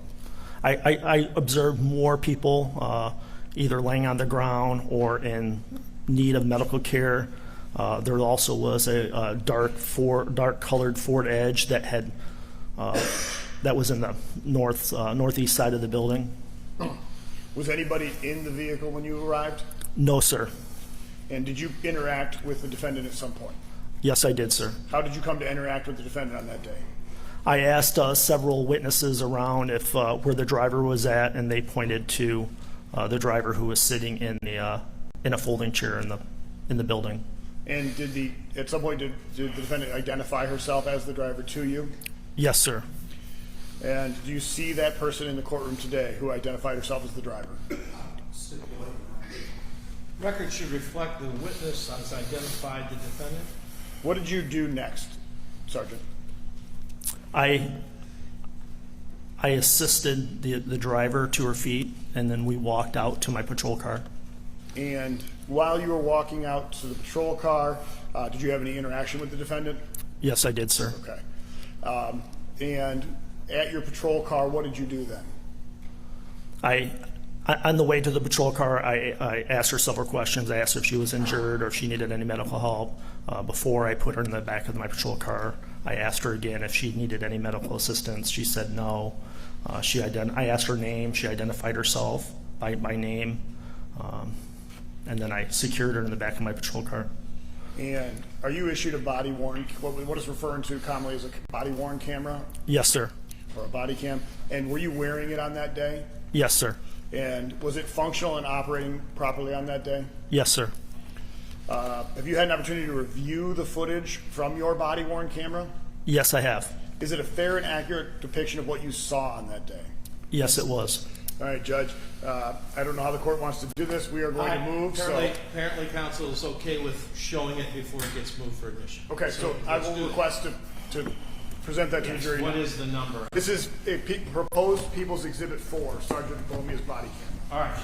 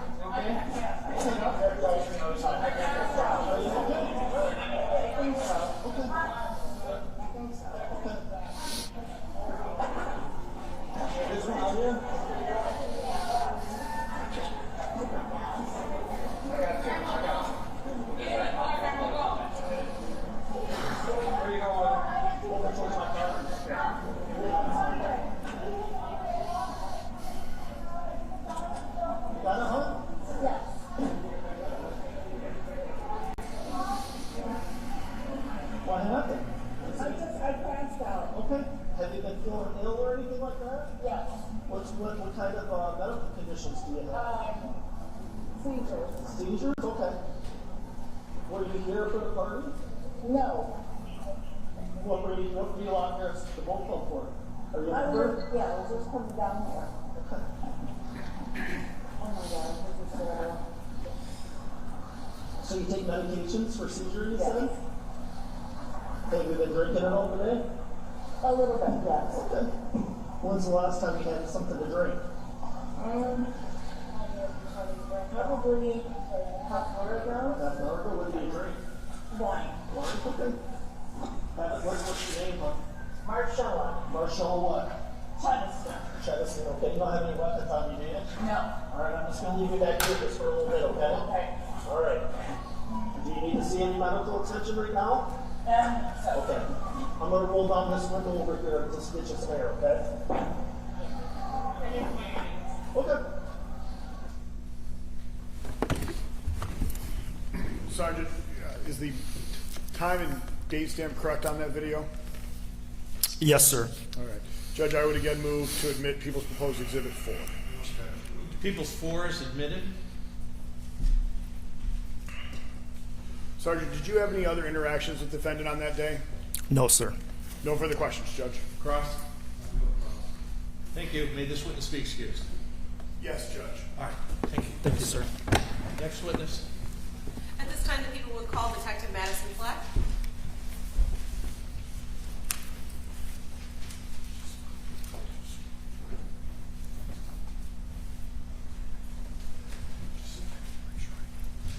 Do you solemnly swear or affirm that the testimony you're about to give in this matter before the court shall be the truth, the whole truth, and nothing but the truth, so help you God? I do. Ma'am. Watch your step. You make sure the chairs. Detective, if you would state your full name and then spell your last name for us, please. My name is Madison Fleck, M-E-D-I-S-O-N, last name Fleck, F-L-E-C-K. Thank you, Judge. Detective, are you currently employed? Yes, Where are you employed? the Monroe County Sheriff's Office. And what do you do there? Currently, I'm a detective assigned to the property and evidence room. Previous to and during this call, I was a road patrol deputy. And you said, are you referring to April 20th, 2024? Yes. And what training, if any, did you receive in order to be a road deputy as of April 20th, 2024? I had an associate's degree in criminal justice as well as the basic police academy. Prior to April 20th of 2024, approximately how long had you been a road deputy? I think it was about 3 years. You said 3 years? And prior to this, did you have any law enforcement experience? No. And are you currently in good standing with the state of Michigan? Yes. Okay, and you have all the requisite training to be a peace officer in the state of Michigan, right? Yes.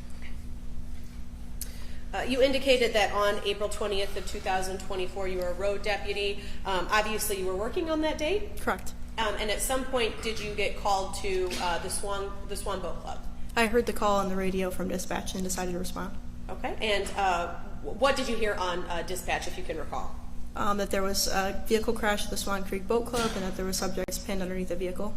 Okay, and did you end up responding there? Yes. What time did you respond to the scene, if you can recall? Around 15, 16 hours, maybe a little bit later than that. It was definitely after Sergeant Gomia and Deputy Schmidt. And for those of us who are not familiar with military time, what is 15, 16 hours? 3:16 p.m. I'm sorry, I didn't hear. 3:16. Thank you. Upon your arrival, what did you observe? It was chaos. It was apparent that a vehicle had driven through the building. There was multiple first responders giving aid to people that were injured during the crash. Chaos, loved ones trying to find the victims. Did you respond to assist any particular individuals? Yes, I did. Okay, and at some point did you learn who those individuals were? Yes, I did. Okay, and who did you directly respond to? I believe it was Diane Medina, Denise Roberts, another subject, I believe her first name's Leah, and anybody else that was in that room that needed immediate attention. In regard to Miss Medina, do you recall what was her demeanor, or what was her positioning when you arrived and when you approached her? She was on the ground near the bar. She was complaining of hip pain, possibly thought she had broke something in her back. And in regard to Miss Stith, Leah Stith, where was she and what was her demeanor? She was also near the bar. She was in, I think, too much pain to respond to questions, and she appeared to be suffering from back injuries as well. Okay. And you also mentioned Miss Denise Roberts, correct? Yes. What interaction did you have with her? She was sitting up in a chair and complaining, I think, of head pain. Advised she was at the table closest to where the car impacted the building.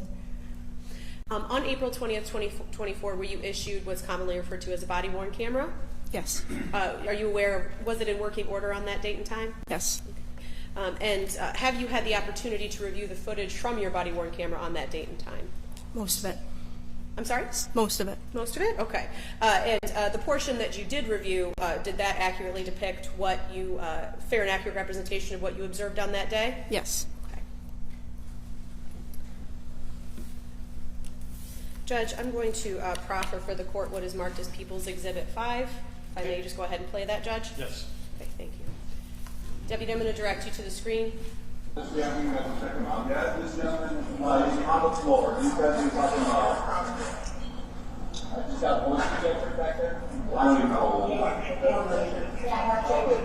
She's 18. Yeah, 11.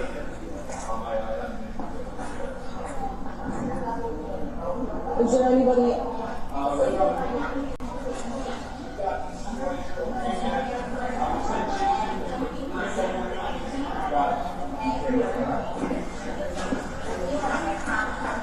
I got these things information. I'm going to start working on getting their information and then increasing on the bar.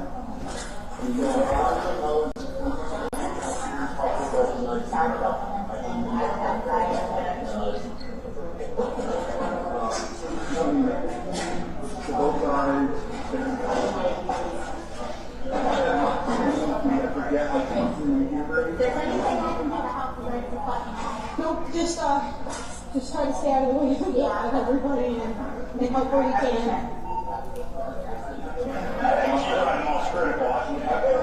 All three of them. So that's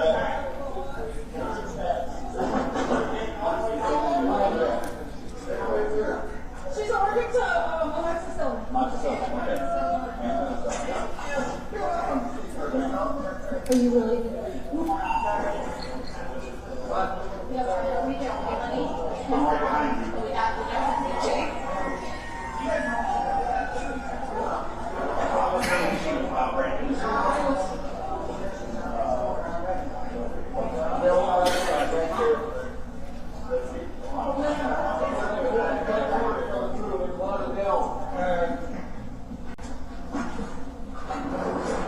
I'm gonna start with this. Okay. Need help move stuff?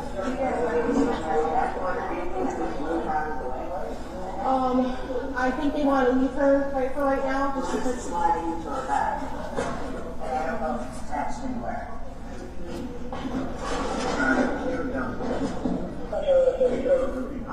It should.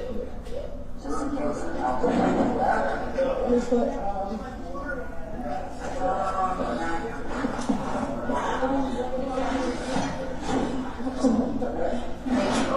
that's not good enough. Okay.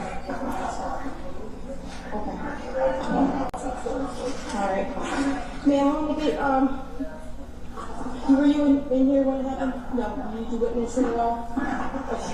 Okay. Medina.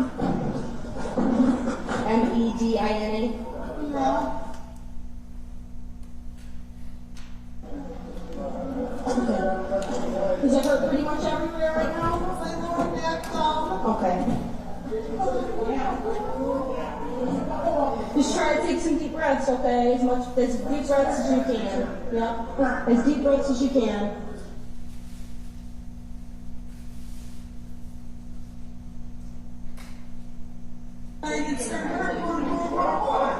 Well, they're getting this guy, and then you're coming up next. Try not to move your hips, Ben. Okay? Okay.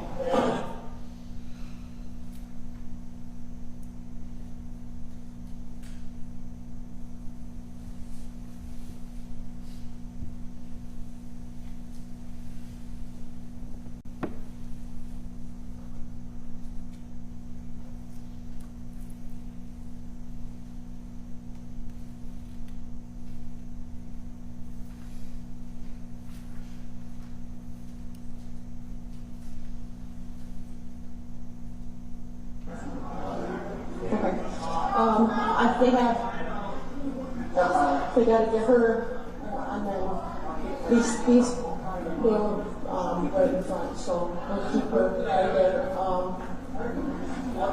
Nice. You need any help back there? Okay. Sir, is anybody paying attention?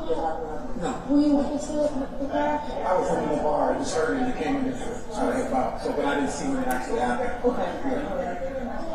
Okay. Once you start getting all other people's information.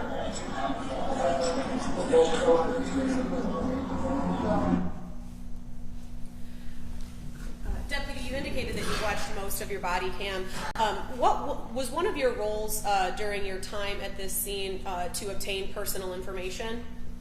Yeah, I wanted to make myself useful. Okay, and I likely noticed, there were portions of audio that were missing through this body cam. Is that correct? Yes. And that was because of private information of the individuals you were interviewing. Is that right? Yes. Okay. Your audio was working on your body-worn camera, correct? Yes. Okay.